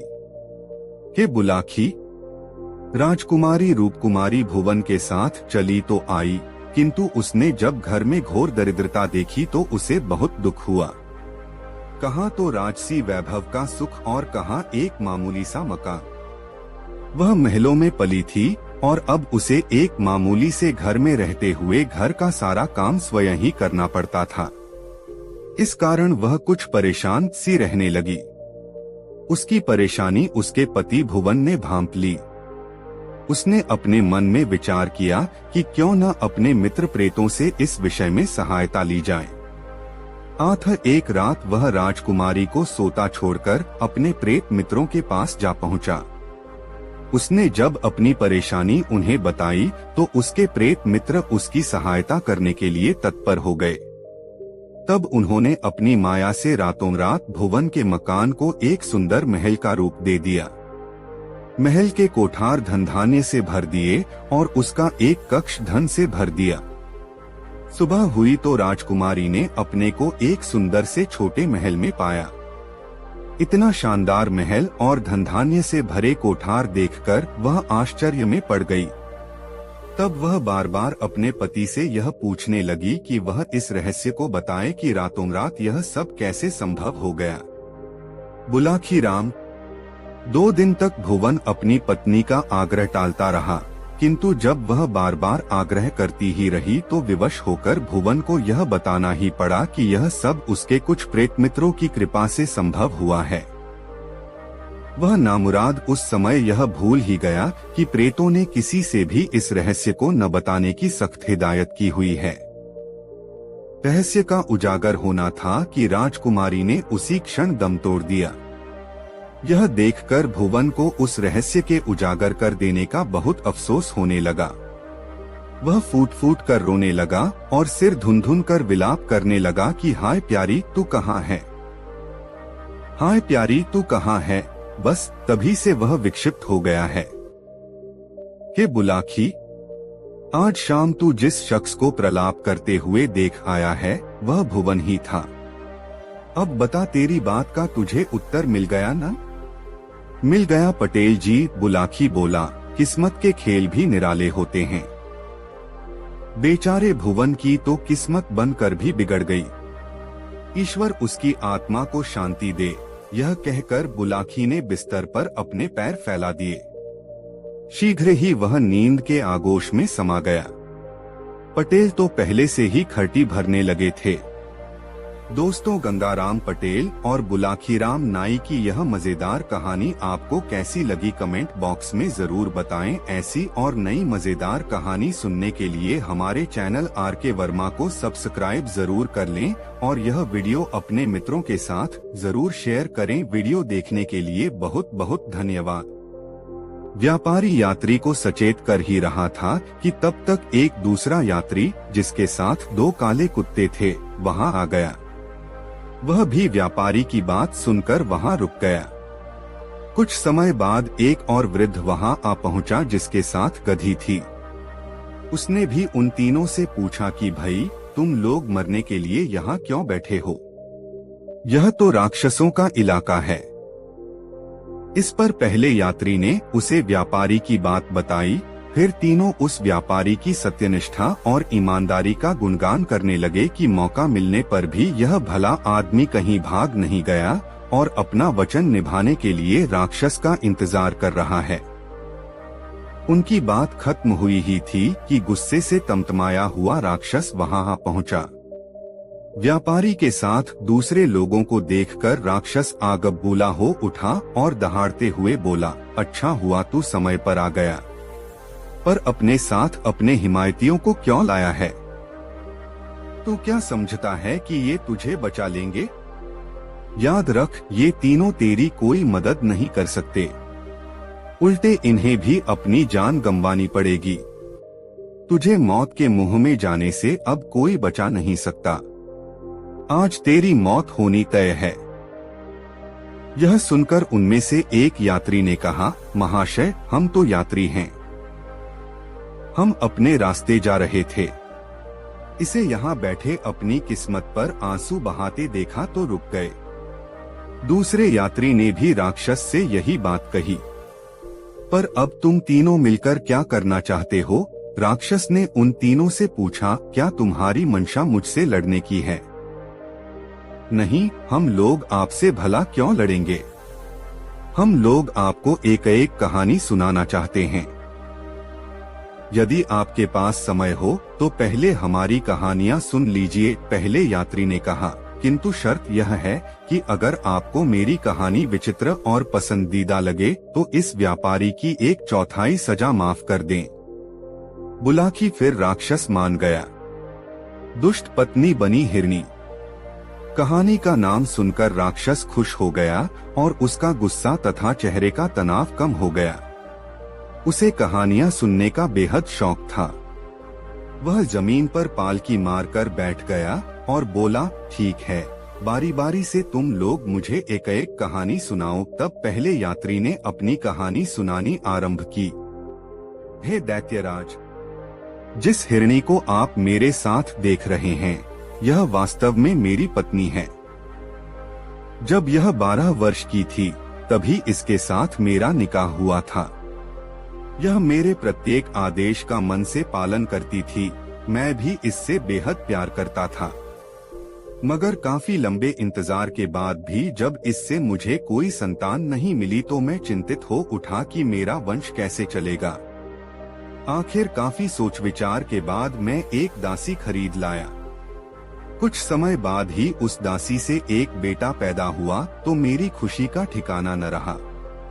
मेरी पत्नी तो दासी से वैसे ही जलती थी, मगर उसके द्वारा मेरे वारिस को जन्म देने के बाद तो इसकी जलन की सीमा ही न रही। मुझे अफसोस है कि इस बात का पता मुझे बहुत दिनों बाद चला। संयोग से उन्हीं दिनों मुझे व्यापार के सिलसिले में विदेश जाना पड़ा। जाते समय मैंने अपनी पत्नी को सख्त हिदायत दी कि मेरे पीछे बच्चे और माँ का पूरा पूरा ख्याल रखना, उन्हें किसी किस्म की कोई तकलीफ न होने पाए। मैं 1 साल के अंदर अंदर लौट आऊंगा। मगर मेरी पत्नी को तो मेरे जाते ही खुलकर अपनी मर्जी करने का मौका मिल गया। यह उन पर अत्याचार करती रही। मेरे पीछे इसने जादू टोना भी सीख लिया। अपने उसी जादू टोने के बल पर इस दुष्टा ने मेरे बच्चे और उसकी माँ को गाय बछड़ा बना दिया और उसे मेरे नौकर के सुपुर्द की अपने घर ले जाकर दोनों को खिला पिलाकर मोटा ताजा कर दिया। परदेश से वापस आकर मैंने अपनी पत्नी से अपने पुत्र और उसकी माँ के बारे में पूछा। उसने कहा, तुम्हारी दासी तो मर गई है और तुम्हारा बेटा करीब 2 महीने पहले एक दिन खेलते खेलते न जाने कहाँ चला गया। मैंने उसे बहुत खोजा, मगर पता ही नहीं चला कि वह कहाँ चला गया। मुझे अपनी दासी के मरने का बहुत दुख हुआ, मगर करता क्या। आखिरकार सब्र करके बैठना पड़ा, किंतु मुझे आशा थी कि कभी न भी पुत्र से मेरी भेंट अवश्य हो जाएगी। 8 महीने बाद ईद का त्योहार आया।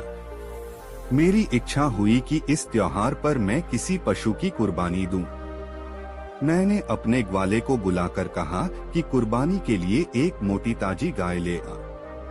संयोग से वह मेरी दासी को ही ले आया, जो जादू के जोर से गाय बन गई थी। मैंने उसे कुर्बान करने के लिए उसके पैरों को बांधा तो वह बड़े करुण स्वर में डकराने लगी और उसकी आंखों से आंसू की धारा बहने लगी। उसका यह हाल देखकर मुझे उस पर दया आ गई और मुझसे उसके गले पर छुरी न चल सकी। मैंने ग्वाले से कहा, इसे ले जा और कुर्बानी के लिए दूसरी गाय ले आ। यह सुनकर मेरी पत्नी बहुत क्रुद्ध हुई और कहने लगी, इसी गाय की बलि दी जाएगी।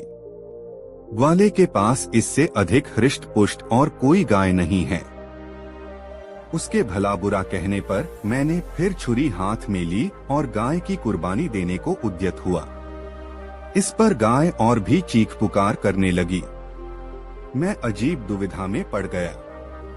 अंत में मैंने छुरी ग्वाले को दे दी और कहा, मुझसे इस गाय पर छुरी नहीं चलती, तू ही इसकी बलि दे। ग्वाले को गाय के रोने चिल्लाने पर दया न आई और उसने गाय की गर्दन पर छुरी फेर दी। जब गाय की खाल उतारी गई तो सबने देखा कि उसके अंदर अस्थिपंजर मात्र है, मांस का कहीं पता नहीं। कारण यह था कि गाय का मोटा ताजा होना तो केवल मायाजाल के कारण था। मैं उस ग्वाले पर नाराज हुआ कि गाय को ऐसी दशा में क्यों रखा जिससे कि वह ऐसी दुबली पतली हो गई। मैंने गाय ग्वाले को ही दे दी और कहा, तू इसे अपने ही काम में ला, मेरी कुर्बानी करने के लिए कोई बछड़ा ही ले आ, किंतु वह मोटा ताजा होना चाहिए, इस गाय की तरह नहीं। ग्वाला शीघ्र ही एक मोटा ताजा बछड़ा ले आया। बछड़ा देखने में भी बड़ा सुंदर था। यद्यपि उस बछड़े के बारे में मुझे मालूम न था कि यह मेरा ही पुत्र है, तथापि उसे देखकर मेरे हृदय में प्रेम उमड़ने लगा और वह बछड़ा भी मुझे देखते ही रस्सी तुड़ाकर मेरे कदमों पर सिरिया घटस बात से मेरे दिल चमुच का कोह और जोर से उबलने लगा और मैं सोचने लगा कि ऐसे प्यारे बछड़े को कैसे मारूं। इन भावनाओं ने मुझे अत्यंत विह्वल कर दिया। उस बछड़े की आंखों से आंसू बहने लगे। इससे उसके प्रति मेरा प्यार और आपदा, और मैंने ग्वाले से कहा, इस बछड़े को वापस ले जा और इसको जगह कोई दूसरा बछड़ा ले आ। इस पर मेरी पत्नी ने कहा, तुम इतने मोटे ताजे बछड़े की कुर्बानी क्यों नहीं देते? मैंने कहा, यह बछड़ा बड़ा प्यारा है, मेरा मन नहीं मान रहा कि इसका वध करूं, तुम इसके लिए जोर मत दो। लेकिन उस निष्ठुर दुष्टा ने तकरार जारी रखी और विद्वेषवश उसके वध पर जोर देती रही। मैं उसकी बहस से तंग आकर छुरी लेकर पुत्र की गर्दन काटने चला। उसने फिर मेरी ओर देखकर आंसू बहाए। मेरे हृदय में ऐसी दया और प्रीति उमड़ी की छुरी हाथ से गिर गई। फिर मैंने पत्नी से कहा, मेरे पास एक और बछड़ा है, मैं उसे कुर्बान कर दूंगा। वह दुष्टमना फिर भी उसी बछड़े को मारने पर जोर देती रही, किंतु इस बार मैंने उसके बकने झकने की परवाह नहीं की और बछड़े को वापस कर दिया। हाँ, पत्नी के हृदय को सांत्वना देने के लिए कह दिया कि बकरीद के दिन इसी बछड़े की बलि दूंगा। ग्वाला बछड़े को अपने घर ले गया, लेकिन दूसरे दिन तड़के ही मुझसे एकांत में कहा, मैं आपसे कुछ कहना चाहता हूँ और मुझे आशा है कि आप मेरी बात सुनकर प्रसन्न होंगे। उसने कहा, मेरी बेटी जादू टोने में प्रवीण है। कल जब मैं उस बछड़े को वापस लेकर गया तो वह उसे देखकर हंसी भी और रोई भी। मैंने उस विचित्र बात का कारण पूछा तो बोली कि अव्वा, जिस बछड़े को तुम जिंदा लौटा कर लाए हो वह हमारे मालिक का बेटा है, इसलिए मैं इसे जीता जागता देखकर प्रसन्न हुई। रोई इसलिए कि इससे पहले इसकी माँ की कुर्बानी दे दी गई थी। हमारे मालिक की पत्नी ने सौतिया डाह के कारण इन माता पुत्र को जादू के जोर से गाय और बछड़ा बना दिया था। मैंने अपनी बेटी के मुंह से जैसा सुना वैसा आपको बता दिया। हे दैत्यराज, यह वृतांत सुनकर मैं दंग रह गया। मेरी आंखें फट पड़ो और हलाल होती उस बछड़े की माँ अर्थात मेरी दासी की कुर्बानी के वक्त की छटपटाहट मेरी आंखों के सामने थिरकने लगी। मैं कुछ देर मर्माहत होकर चुप रहा, फिर ग्वाले के साथ उसके घर गया ताकि इस वृत्तांत को उसकी बेटी के मुंह से सुनूं। सबसे पहले मैं उसकी पशुशाला में गया ताकि बछड़ा बने पुत्र को देखूं। मैं उस पर हाथ फेरूं। इससे पहले ही वह मेरे पास आकर इतना लाड़ करने लगा कि मुझे विश्वास हो गया कि वह मेरा पुत्र ही है। फिर मैंने लड़की के पास जाकर ग्वाले के मुंह से सुना हुआ हाल दोबारा सुना और बड़े ही विनीत भाव से लड़की से पूछा, क्या तुम इस बछड़े को फिर से मनुष्य का रूप दे सकती हो? उसने कहा, क्यों नहीं मेरे मालिक, यदि आपका हुक्म होगा तो अवश्य मैं ऐसा ही करूंगी। ऐ नेक लड़की, यदि तुम ऐसा कर दोगी तो मैं अपनी सारी संपत्ति तुम्हें दे दूंगा। मुझे धन संपदा नहीं चाहिए मालिक, लड़की ने मुस्कुराकर कहा, हम लोग आपके सेवक हैं, आप हमारे मालिक हैं।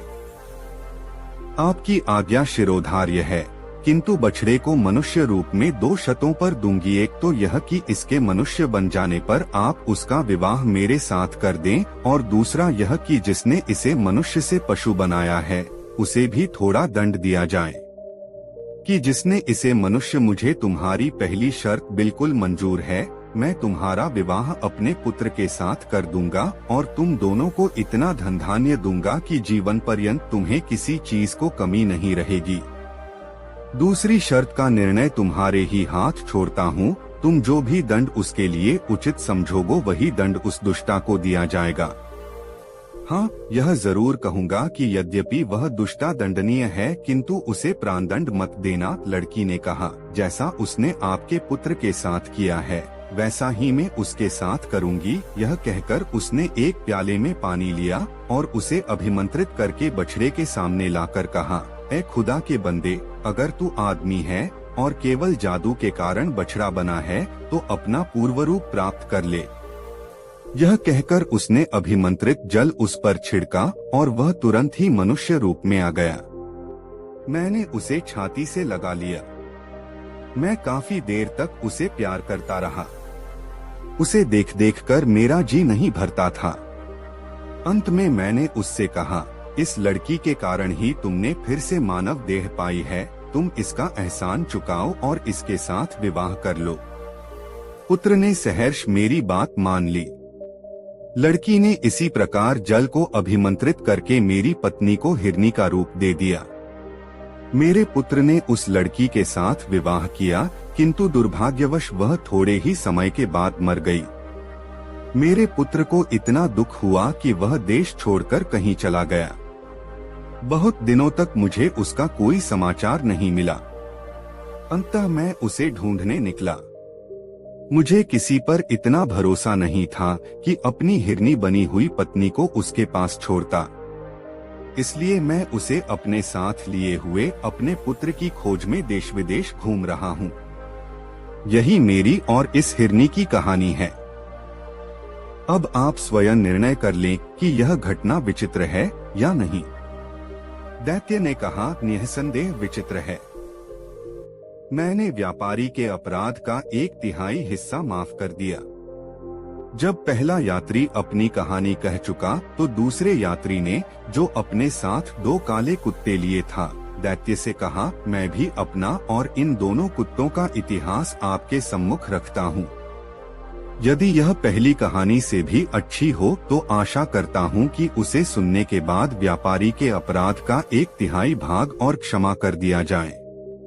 दैत्य ने कहा, अगर तुम्हारी कहानी पहली कहानी से अधिक विचित्र हुई तो मैं तुम्हारी बात जरूर मानूंगा। इस पर उस यात्री ने यह कथा सुनाई। परी का कोप। हे दैत्यराज, ये दोनों काले कुत्ते मेरे सगे भाई हैं। हमारे पिता ने मरते समय हम तीनों भाइयों को 3000 अशर्फियां दी थीं। हम लोग उस पैसे से व्यापार चलाने लगे। मेरे बड़े भाई को विदेशों में जाकर व्यापार करने की इच्छा हुई, सो उसने अपना सारा माल बेच डाला और जो वस्तुएं विदेशों में महंगी बिकती थीं, उन्हें यहाँ से खरीद कर व्यापार के लिए चल दिया। इसके लगभग 1 वर्ष बाद मेरी दुकान पर एक भिखमंगा आकर बोला, भगवान तुम्हारा भला करे। मैंने उस पर ध्यान दिए बगैर जवाब दिया, भगवान तुम्हारा भी भला करे। उसने कहा, क्या तुमने मुझे पहचाना नहीं? मैंने उसे ध्यानपूर्वक देखा और फिर उसको गले लगाकर फूट फूट कर रोने लगा। दरअसल वह मेरा वही सगा भाई था जो परदेश में व्यापार करने गया था। जब रोने के बाद मन कुछ हल्का हुआ तो मैंने उसके विदेश में व्यापार के मुतल्लिक पूछा तो उसने बताया कि वह सब कुछ लुटाकर वापस आया है और भाग्य ने उसका साथ नहीं दिया। खैर, मैंने उससे कहा कि पिछली बातों को भूल जाएं और नए सिरे से जीवन आरंभ करें। मैंने उसे 3000 अशर्फियां देकर नया व्यापार करवा दिया। कुछ दिन बाद मेरे दूसरे भाई को भी विदेश जाने की सनक सवार हुई। मैंने उसे बहुत मना किया, मगर वो नहीं माना और अपना सब कुछ बेचकर विदेश चला गया। मगर कुछ दिन बाद उसका भी वही हश्र हुआ जो बड़े भाई का हो चुका था। फिर मैंने उस पर भी दया करके 3000 अशर्फियां दी और नया व्यापार शुरू करवा दिया। इसी तरह काफी समय गुजर गया। एक दिन दोनों भाई इकट्ठे मेरे पास आए और बोले कि क्यों न हम विदेश चलकर व्यापार करें। मैंने उन्हें याद दिलाया कि विदेश जाकर उनकी क्या हालत हुई थी। इस पर वह बोले, छोटे, इसीलिए तो हम चाहते हैं कि हम तुम्हें लेकर विदेश चलें। हो सकता है तुम्हारे भाग्य और बुद्धिमानी से हमारे नसीब भी जाग जाएं। मगर मैंने स्पष्ट इनकार कर दिया। हालांकि मैंने इनकार कर दिया था, मगर वो तो जैसे मुझे लेकर विदेश जाने की कसम ही खा चुके थे। उन्होंने विदेश जाने की बात रोज रोज कहकर जब मेरी नाक में दम कर दिया तो मुझे उनकी बात माननी ही पड़ी। उस समय मेरे पास 9000 अशर्फियां थीं। मैंने 3000 व्यापार के लिए उन्हें दी, 3000 अपने पास रखीं और बाकी 3000 अपने घर में एक कोने में गाड़ दी ताकि वक्त जरूरत काम आ सके। फिर हमने बहुत सा सामान खरीदा और एक जहाज द्वारा विदेश रवाना हो गए। वहां हमने अच्छा व्यापार किया और अच्छा मुनाफा कमाया। इसके बाद हमने वहां से कुछ सामान खरीदा जिसकी हमारे मुल्क में अच्छी कीमत मिलती। तत्पश्चात हम वापस आने की तैयारी करने लगे। अभी हम सराय से बाहर निकले ही थे कि फटे पुराने कपड़ों में लिपटी एक बेहद खूबसूरत लड़की ने मेरा रास्ता रोक लिया। उसने पहले धरती पर लेटकर मुझे सलाम किया, फिर उठकर मेरा हाथ चूमा और बोली, तुम्हें खुदा का वास्ता है, मेरे साथ शादी कर लो। मैंने इनकार कर दिया तो वह बुरी तरह गिड़गिड़ाने लगी। मुझे उस पर दया आ गई। फिर मैंने उससे वहीं एक काजी बुलाकर विधिवत निकाह कर लिया। उसके बाद हम जहाज द्वारा अपने मुल्क के लिए चल दिए। जहाज में ही मुझे पता चला कि मेरी पत्नी खालिस खूबसूरत ही नहीं, जहीन भी थी।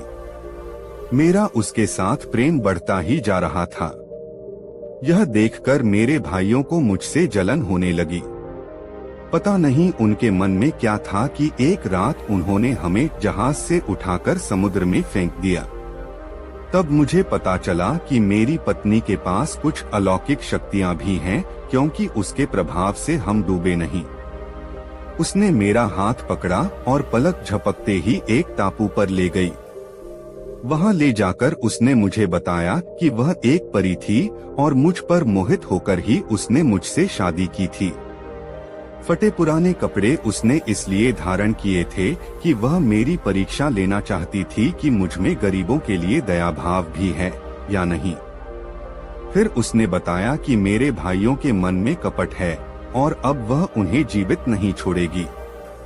उसकी बातें सुनकर मुझे आश्चर्य तो बहुत हुआ, मगर भाइयों की मौत की बात सुनकर मैं डर गया और मैंने उससे निवेदन किया कि वह मेरे भाइयों को कुछ न कहे।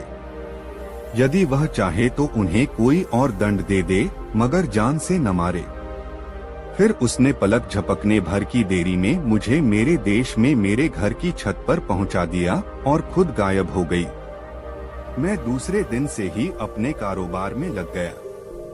जो 3000 अशर्फियां मैंने गुप्त रूप से छिपा कर रखी थीं, ऐसे में वे मेरे बहुत काम आई।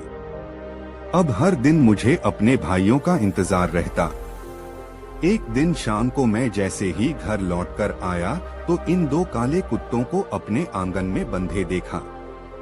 ये भी मुझे देखते ही मेरे कदमों में लौटने लगे। हैरान था कि मेरे घर में वे कुन में से देखा।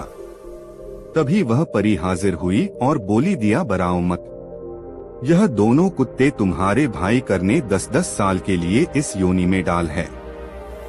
हे दैत्यराज, अपने इन्हीं भाइयों के साथ मैं इधर से गुजर रहा था कि मैंने इन्हें यहाँ बैठे देखा तो रुक गया। अब बताओ तुम्हें मेरी यह कहानी पसंद आई या नहीं? अगर पसंद आई हो तो इस ब्याह की 1/3 सजा और माफ करो। दैत्य ने कहा, वाकई तेरी कहानी बड़ी अद्भुत है। परी ने तेरे भाइयों को सही सजा दी। मैं होकर व्यापारी का अपराध का 2/3 भाग भी माफ करता हूँ, खुश। उन दोनों की कहानी समाप्त होने के बाद तीसरा वृद्ध बोला, हे दैत्यराज, अब अगर इजाजत हो तो मैं भी अपनी कहानी सुनाऊं, मगर मेरी भी वही शर्त है। आप कहानी पसंद आने पर व्यापारी की सजा का बाकी 1/3 भाग भी माफ कर दें। ठीक है, दैत्य ने उसकी बात स्वीकार कर ली। तब वृद्ध ने अपनी कहानी आरंभ की। हे दैत्यराज, मेरे साथ जो यह गधी आप देख रहे हैं, यह मेरी पत्नी है। मैं एक व्यापारी हूँ।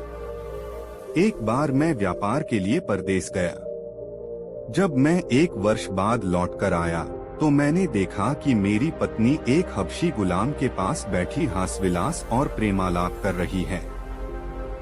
मुझे यह सब देखकर आश्चर्य भी हुआ और क्रोध भी बहुत आया। मैंने चाहा कि उन दोनों को दंड दूं। तभी मेरी पत्नी एक पात्र में जल ले आई और उस पर एक मंत्र फूंककर उसने मुझ पर वह अभिमंत्रित जल छिड़क दिया, जिससे मैं कुत्ता बन गया। पत्नी ने मुझे घर से भगा दिया और फिर अपने हास्यविलास में लग गई। मैं इधर उधर घूमता रहा, फिर भूख से व्याकुल होकर एक कसाई की दुकान पर जा पहुंचा और उसकी फेंकी हुई हड्डियां उठाकर खाने लगा।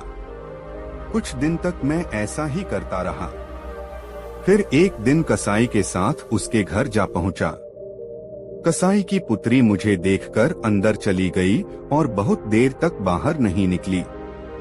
कसाई ने कहा, तू अंदर क्या कर रही है, बाहर क्यों नहीं आती? इस पर लड़की बोली, मैं किसी गैरमर्द के सामने कैसे आऊं? कसाई ने इधर उधर देखकर कहा, यहाँ तो कोई गैरमर्द नहीं दिखाई देता, तू किसकी बात कर रही है?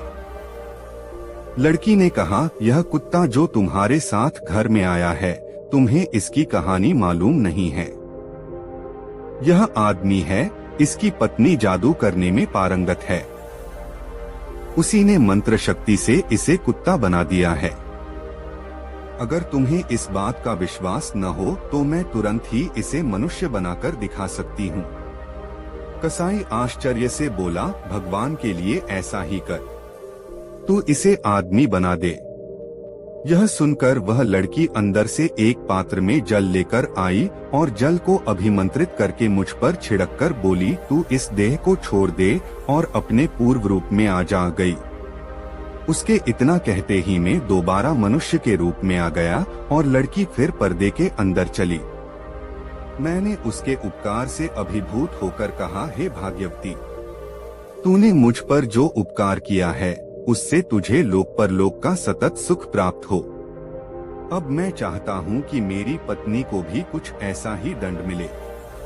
यह सुनकर लड़की ने अपने पिता को अंदर बुलाया और उसके हाथ थोड़ा अभिमंत्रित जल बाहर भिजवाकर बोली, तुम इस जल को अपनी पत्नी पर छिड़क देना, फिर उसे जो भी देह देना चाहो उस पशु का नाम लेकर स्त्री से कहना कि तू यह हो जा, वह उसी पशु की देह धारण कर लेगी। मैं उस जल को अपने घर ले गया। उस समय मेरी पत्नी सो रही थी। मैंने अभिमंत्रित जल के कई छींटे उसके मुंह पर मारे और कहा, तू स्त्री की देह छोड़कर खच्चर बन जा। मेरे ऐसा कहते ही वह खच्चर बन गई और तब से मैं इसे इसी रूप में अपने साथ लिए घूमता हूँ। जब तीसरा वृद्ध अपनी कहानी कह चुका तो दैत्य को बड़ा आश्चर्य हुआ। उसने खच्चर से पूछा, क्या यह बात सच है जो बूढ़ा कहता है? खच्चर ने सिर हिलाकर संकेत दिया कि बात सच्ची है। तत्पश्चात दैत्य ने व्यापारी के अपराध का बचा हुआ भाग भी क्षमा कर दिया और उसे बंधन मुक्त कर दिया। उसने व्यापारी से कहा, तुम्हारी जान आज इन्हीं तीनों के कारण बची है। यदि ये लोग तुम्हारी सहायता न करते तो आज तुम मारे ही गए थे। अब तुम इन तीनों के प्रति कृतज्ञता प्रकट करो। यह कहने के बाद दैत्य अंतर्धान हो गया। व्यापारी उन तीनों के चरणों में गिर पड़ा। वे लोग आशीर्वाद देकर अपनी राह चले गए और व्यापारी भी घर लौट गया। उसने हंसी खुशी अपने प्रियजनों के साथ रहकर अपनी आयु भोगी। हे बुलाकी, आज शाम तू जिस आदमी को प्रलाप करते हुए देख आया है वह वही व्यापारी ही था, और उसे ऐसे उन बुद्धिमान लोगों ने कहानी सुनाकर बचा लिया। अब बता, तेरी बात का तुझे उत्तर मिल गया ना? मिल गया पटेल जी, बुलाकी बोला। किस्मत के खेल भी निराले होते हैं। यह कहकर बुलाकी ने बिस्तर पर अपने पैर फैला दिए। शीघ्र ही वह नींद के आगोश में समा गया। दोस्तों, वीडियो को एक लाइक जरूर करें। दोस्तों, काशी यात्रा में गंगाराम पटेल और बुलाकीराम नाई ने दिन भर की यात्रा समाप्त कर एक नए नगर में प्रवेश किया। वहां उन्होंने ठहरने के लिए एक उचित स्थान की खोज की और वहीं रैन बसेरा करने का निश्चय कर लिया। और पटेल ने बुलाकी को पैसे देकर शहर में भोजन का सामान लेने भेज दिया और स्वयं अपनी दिनचर्या को निपटाने में व्यस्त हो गए। बुलाकी इस बार भी लौटा और एक नई खबर उसके पास तैयार थी। पटेल जी ने पूछा, क्या बात है भाई बुलाकी, तू आज फिर किसी चिंता में पड़ गया ऐसा लगता है। उसने सोचा इस खबर को पटेल को अभी सुनाऊंगा तो पटेल जी यह कहकर टाल देंगे कि रात्रि होने दे, भोजन करने के पश्चात बिस्तर पर लेटते समय तुझे तेरी बात का उत्तर दे दूंगा। इसलिए उसने वह बात उस समय पटेल को नहीं बताई। वह बात को पेट में डाले रहा। जब वे दोनों भोजन करके निवृत्त हो गए तब बुलाकी ने बात छेड़ी, पटेल जी, आज भी इस शहर में मैं एक नई घटना देख आया हूँ। ठीक है, उस घटना का वर्णन कर, फिर उसे सुनकर मैं तेरी बात का उत्तर दूंगा, पटेल ने कहा।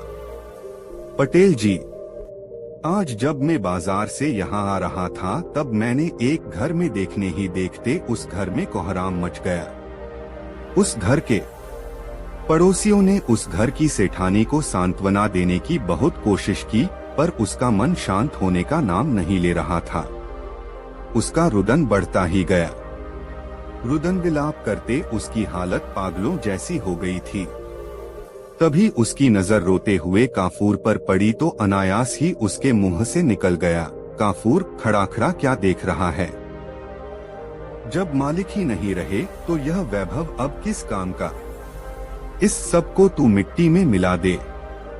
पटेल जी में ये सुनकर हैरान हो गया कि वहाँ क्या हो रहा था और वो आदमी कौन था जो कह रहा था सब खत्म कर दे, और बाद में क्या हुआ इस रहस्य से पर्दा उठाइए।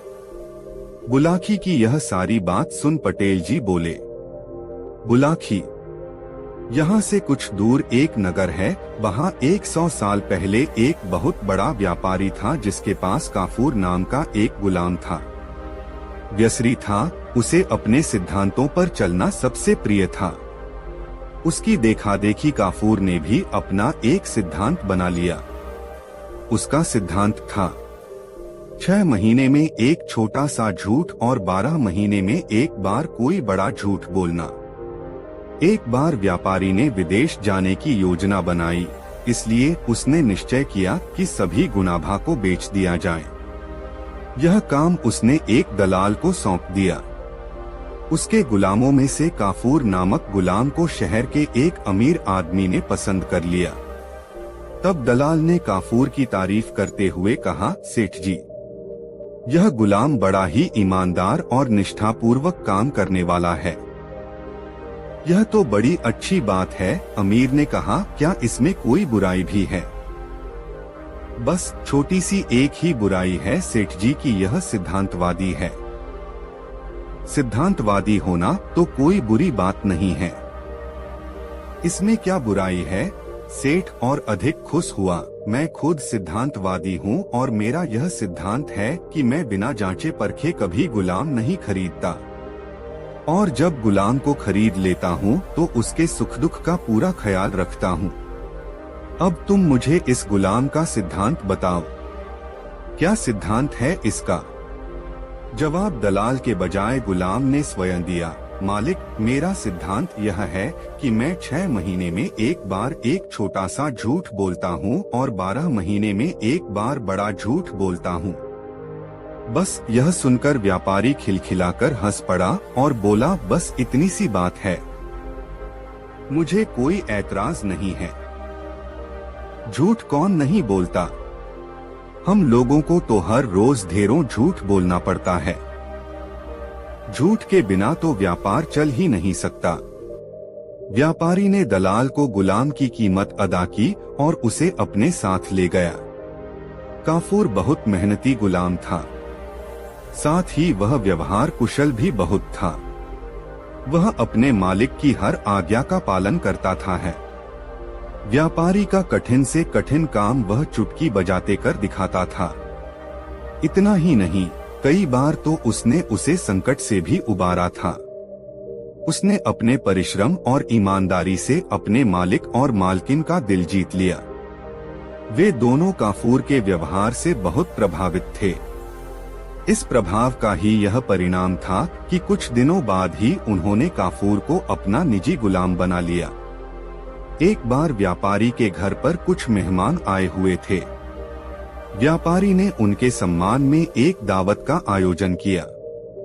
यह आयोजन व्यापारी ने अपने रंगमहल में किया था और यह स्थान शहर से बाहर था। दावत शुरू होने वाली थी कि तभी व्यापारी को ख्याल आया कि वह अपना सोने का अतरदान तो घर पर ही भूल गया है। उसने काफूर को बुलाकर उससे तुरंत घर जाकर अतरदान लेकर आने के लिए कहा। मालिक का आदेश पाकर काफूर तुरंत घर के लिए रवाना हो गया। काफूर को इस व्यापारी के यहाँ गुलामी करते हुए आज 6 महीने पूरे हो रहे थे। रास्ते में उसे याद आया कि अपने सिद्धांत के अनुसार उसे आज ही कोई छोटा सा झूठ बोलना चाहिए। काफूर को इस तरह का छोटा मोटा झूठ बोलने के लिए कोई कहानी गढ़ने में अधिक समय नहीं लगता था। अतः उसने तुरंत एक कहानी गढ़ ली। उसने रास्ते से मिट्टी उठाकर अपने शरीर पर लगा ली, सिर के बाल बिखेर लिए। फिर वह रोता पीटता घर के आंगन में जा पहुंचा तथा बिना कुछ कहे आपा पीट पीट कर विलाप करने लगा। कितना नेक था मेरा मालिक! या अल्लाह, तूने मेरे मालिक को इतनी जल्दी क्यों उठा लिया? अच्छा होता कि मालिक के बदले तू मुझे उठा लेता। अब मेरा क्या होगा? इतना कहकर वह और जोर जोर से छाती पीटने लगा। काफूर के रोने की आवाज सुनकर व्यापारी की पत्नी घबरा गई। वह भागती हुई बाहर आई। उसे देखते ही काफूर ने रोते रोते कहा, मालकिन गजब हो गया। मालिक रंग महल में मेहमानों के साथ बैठे हुए थे। एकाएक पीछे की दीवार उन पर गिर पड़ी। मालिक और सभी मेहमान उसके नीचे दब कर मर गए। हाय मालिक! यह सुनकर मालकिन दहाड़े मार मार कर रोने लगी। बात पता चलने पर उसकी दोनों बेटियां और पड़ोसी भी रुदन में शामिल हो गए। घर के दूसरे नौकर भी मालिक की मौत की खबर सुनकर रोने लगे। देखने ही देखते पूरे घर में कोहराम मच गया। पड़ोसियों ने सेठानी को सांत्वना देने की बहुत कोशिश की, पर उसने शांत होने का नाम नहीं लिया। उसका रुदन बढ़ता ही गया। रुदन विलाप करते उसकी हालत पागलों जैसी हो गई थी। तभी उसकी नजर रोते हुए काफूर पर पड़ी तो अनायास ही उसके मुंह से निकल गया, काफूर, खड़ा खड़ा क्या देख रहा है? जब मालिक ही नहीं रहे तो यह वैभव अब किस काम का? इस सब को तू मिट्टी में मिला दे। मालकिन के हुक्म की तामील करना गुलाम का फर्ज है। यही सोचकर काफूर ने तुरंत इतीदा उठाया और घर की एक एक चीज को तोड़फोड़ कर रख दिया। मकान के दरवाजे, खिड़कियों, मेज, कुर्सियां, पलंग, अलमारी, बर्तन सब कुछ चकनाचूर हो गए। तत्पश्चात मालकिन अपनी दोनों बेटियों, पड़ोसियों व नौकर चाकरों के साथ रोती पीटती रंग महल की ओर चल पड़ी। मालकिन और पड़ोसियों के रंग महल पहुंचने के पहले ही काफूर जल्दी जल्दी रंग महल जा पहुंचा। उस समय व्यापारी मेहमानों के साथ भोजन करने बैठा ही था कि काफूर उसके पास जाकर छाती पीटते हुए रोने लगा। व्यापारी उसको इस हरकत पर बुरी तरह घबरा गया और तत्काल उसने पूछा, काफूर क्या हुआ? तू इस तरह फूट फूट कर रो क्यों रहा है? काफूर ने सिसकते हुए जवाब दिया, मालिक क्या बताऊं, गजब हो गया। मालकिन दीवान खाने में झूले पर बैठी हुई पान चबा रही थी। एकाएक दीवान खाने की दीवार उनके ऊपर गिर पड़ी। मालकिन दीवार के नीचे दबकर मर गईं। आपकी दोनों बेटियां वहीं अपने छोटे भाई के साथ खेल रही थीं। वे सब भी दीवार के नीचे दब गए। गजब हो गया मालिक, काफूर विलाप करने लगा। हाय, अब मैं क्या करूं? खुदा, तूने मेरी दयालु मालकिन को इतनी जल्दी क्यों उठा लिया? व्यापारी परोसी हुई थाली छोड़कर उठ गया। वह शोक से विह्वल हो उठा और जो भी चीज सामने पड़ी सबको तोड़ने फोड़ने लगा। रंग महल की कोई भी वस्तु साबुत नहीं बची। मेहमानों ने किसी तरह व्यापारी को संभाला। वे सब रोते बिलखते घर की ओर चल पड़े। अभी वे लोग कुछ ही दूर गए थे कि उन्हें सामने से सेठानी और पास पड़ोस के लोग उधर से आते हुए दिखाई दिए। दोनों तरफ की भीड़ एक दूसरे के करीब आ गई। जब व्यापारी ने सेठानी को और सेठानी ने व्यापारी को देखा तो दोनों डर के मारे कांपने लगे। भागो भागो, यह तो सेठानी का भूत है, व्यापारी चिल्लाया। बचाओ बचाओ, यह तो सेठ जी का भूत है, सेठानी बोली। इसके बाद व्यापारी और सेठानी डर के मारे बेहोश होकर गिर पड़े। व्यापारी और सेठानी के साथ आए लोगों ने उन दोनों के चेहरों पर पानी छिड़का, तब कहीं जाकर उन दोनों को होश आया। व्यापारी और उसकी पत्नी ने जब एक दूसरे से बातचीत की तब उन्हें मालूम हुआ कि यह सब काफूर की करतूत है। उन्होंने काफूर के इस झूठ के कारण हुए नुकसान और तोड़फोड़ के बारे में भी एक दूसरे को बताया। व्यापारी और सेठानी को काफूर पर बहुत गुस्सा आया। उन्होंने काफूर को डांटते हुए कहा, तूने यह घिनौनी हरकत क्यों की? आखिर तुझे इस करतूत से क्या हासिल हुआ? काफूर बोला, मालिक, मैंने जो कुछ किया है अपने सिद्धांत के अनुसार ही किया है। आपको याद होगा, मैंने आपसे 6 महीने में एक बार एक छोटा झूठ बोलने की बात की थी। आज मुझे आपके यहाँ गुलामी करते हुए 6 महीने पूरे हो रहे थे, इसलिए मुझे आज एक छोटा झूठ बोलना ही पड़ा।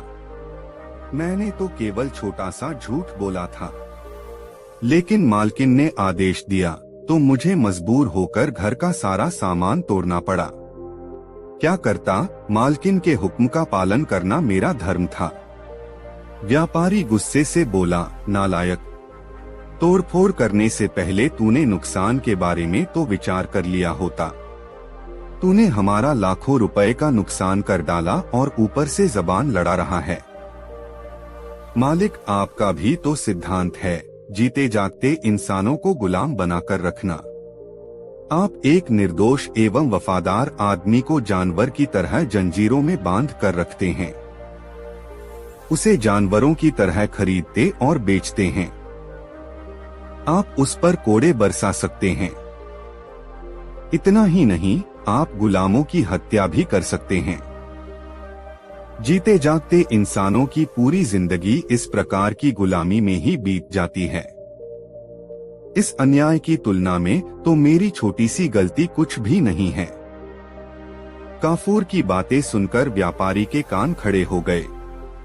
उसने सोचा, इस गुलाम का छोटा सा झूठ यदि इतना भयानक है तो बड़ा झूठ कितना विनाशकारी होगा। उसने काफूर से कहा, अब मुझे तुम्हारे जैसे गुलाम की जरूरत नहीं है। नहीं मालिक, ऐसा कैसे हो सकता है? काफूर ने जवाब दिया, आपने तो 12 महीने के लिए मुझे खरीदा है। दलाल की बही में यह शर्त दर्ज है। 12 महीने के पहले आप मुझे कैसे छोड़ सकते हैं मालिक? व्यापारी और काफूर का यह विवाद सुल्तान हारून रशीद के पास पहुंचा। उसने दोनों पक्षों की दलीलें सुनने के बाद काफूर को गुलामी से आजाद करने का आदेश दिया। इस प्रकार अपनी सूझबूझ से काफूर हमेशा हमेशा के लिए गुलामी से मुक्त हो गया। कहानी का समापन करते हुए गंगाराम पटेल ने बुलाकी नाई से कहा, बुलाखीराम, आज तू जिस दृश्य को देखकर आया था वह दृश्य उसी समय का था। अब बता, तेरी जिज्ञासा शांत हुई या नहीं? हो गई पटेल जी, बुलाकी बोला, आप तो जैसे अंतर्यामी हैं। सारी कहानी का खाका मेरी आंखों के सामने ऐसे नाच उठा जैसे यह घटना मेरे सामने ही घटित हुई हो। बस तो फिर अब सो जा। यह कहकर गंगाराम ने आंखें मूंद ली। कुछ ही देर में बुलाखीराम नाई के भी खर्राटे वहां गूंजने लगे। दोस्तों, यह कहानी आपको कैसी लगी कमेंट में जरूर बताएं। दोस्तों, काशी यात्रा की वापसी के 14वें चरण में दिन भर की यात्रा करते हुए गंगाराम पटेल और बुलाखीराम नाई हरिपुर नामक नगर में पहुंचे और रात्रि को वहीं विश्राम करने का निश्चय करके एक धर्मशाला में ठहर गए। रोज की तरह गंगाराम ने बुलाखीराम को पैसे देकर बाजार से खाने का सामान लाने भेजा तो लौटती बार बुलाखी फिर एक नई बात देख आया। उसने बाजार में देखा कि राजा के आदेश से एक भिखारी और एक सुंदर स्त्री को एक चबूतरे पर बने खंभे के साथ खड़ा करके उनके शरीर में कीलें ठोकी जा रही थीं। दोनों चीत्कार कर रहे थे। खून उनके शरीर से झरझर करता हुआ बह रहा था। बहुत से दर्शक उन्हें देख रहे थे, किंतु कोई भी व्यक्ति उन्हें बचाने के लिए आगे नहीं आ रहा था। बुलाकी यह दृश्य देखकर लौट आया। रात को जब वे दोनों भोजन आदि से निवृत्त हो गए तो बुलाखीराम ने वह दृश्य बताकर गंगाराम पटेल से उसके रहस्य को पूछा। गंगाराम पटेल ने तब उससे इस प्रकार कहा, बुलाखीराम, यहाँ से 100 कोस के फासले पर एक नगर है, कौशाम्बी। वहाँ राजा नरदत्त का शासन था। नरदत्त की रानी शालिनी राजा से नाराज रहती थी। उसका कहना था कि राजा उसकी बहुत उपेक्षा करता है, वह उसे उसके मायके नहीं जाने देता, नहीं वह उसकी इच्छाओं का कोई सम्मान करता है। बुलाखी रानी का यह आरोप सरासर गलत था। राजा शालिनी को बहुत चाहता था, किंतु राजकाज में उसे इतनी व्यस्तता रहती थी कि वह चाहकर भी रानी के साथ उसके मायके जाने के लिए समय नहीं निकाल पाता था। लेकिन जब रानी अपनी जिद पर अड़ गई तो वह कुछ दिन के लिए उसे उसके मायके ले जाने के लिए तैयार हो गया। एक दिन वे दोनों अपने नगर से चल दिए। रास्ते में एक ऐसा जंगल मिला जहां पानी का कोई साधन नहीं था। 12 कोस आगे और 12 कोस पीछे पानी की एक बूंद नहीं मिलती थी। दैवयोग से खोज करने पर राजा को एक ऐसा कुआं दिखाई दे गया जो एक आम के वृक्ष के नीचे बना हुआ था। उस कुएं में पानी तो था, किंतु पानी बहुत गहराई पर था। राजा उसमें पानी देखकर प्रसन्न हो गया। उस कुएं के पास एक भिखारी बैठा हुआ अपना चिकारा, एक प्रकार का वाद्य यंत्र बजा रहा था। रानी को भोजन तैयार करने के लिए कहकर राजा नहाने के लिए चला गया। उधर भिखारी का गाना सुनकर रानी उसकी ओर आकर्षित हो गई। राजा नहा धोकर वापस लौटा। उसने खाना खाया और गहरी नींद सो गया। तब रानी उठकर उस भिखारी के पास पहुंची और उससे कहा, प्यारे, मुझे तुमसे प्यार हो गया है। मैं तुम्हारे साथ कहीं भी चलने के लिए तैयार हूँ। मुझे अपने साथ ले चलो। मैं एक राजा की पत्नी को कैसे भगा के ले जा सकता हूँ? उसे मालूम पड़ गया तो वह मेरी खाल खींचवा लेगा, भिखारी ने डरते हुए कहा। लेकिन रानी नहीं मानी। वह उसके पीछे ही पड़ गई। पीछा छुड़ाने की गरज से तब उस भिखारी ने रानी से कहा, ठीक है, मैं तुम्हें साथ ले चलने को तैयार हूँ, किंतु मैं जैसा कहूँगा वैसा तुम्हें मानना होगा। रानी तैयार हो गई। भिखारी ने तब उससे कहा कि वह राजा को कुएं में धकेल दे। भिखारी का कहना मानकर रानी सोए हुए राजा के पास पहुंची। उसने राजा को झकझोर कर उठाया और उससे कहा, मुझे बहुत जोर से प्यास लग रही है, आप कुएं से मेरे पीने के लिए पानी ला दीजिए। आंखें मलता हुआ राजा उठा और रानी को साथ लेकर कुएं पर पहुंच गया।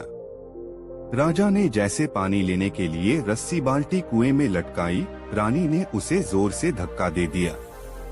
राजा गुडुक गुडुक करता हुआ पानी में डूबने लगा। उसी समय रानी उस भिखारी के साथ वहां से भाग गई। भिखारी और रानी ने पेट पालने के लिए गांव-गांव जाकर नाचना गाना शुरू कर दिया। उधर राजा कुएं में डूबा नहीं था, वह एक पत्थर को पकड़कर अधर में लटका हुआ था। कई दिन ऐसे ही बीत गए। एक दिन एक पशुओं का व्यापारी उधर से गुजरा। उसके पास बहुत से मवेशी थे जिनकी पीठों पर अनाज लदा हुआ था।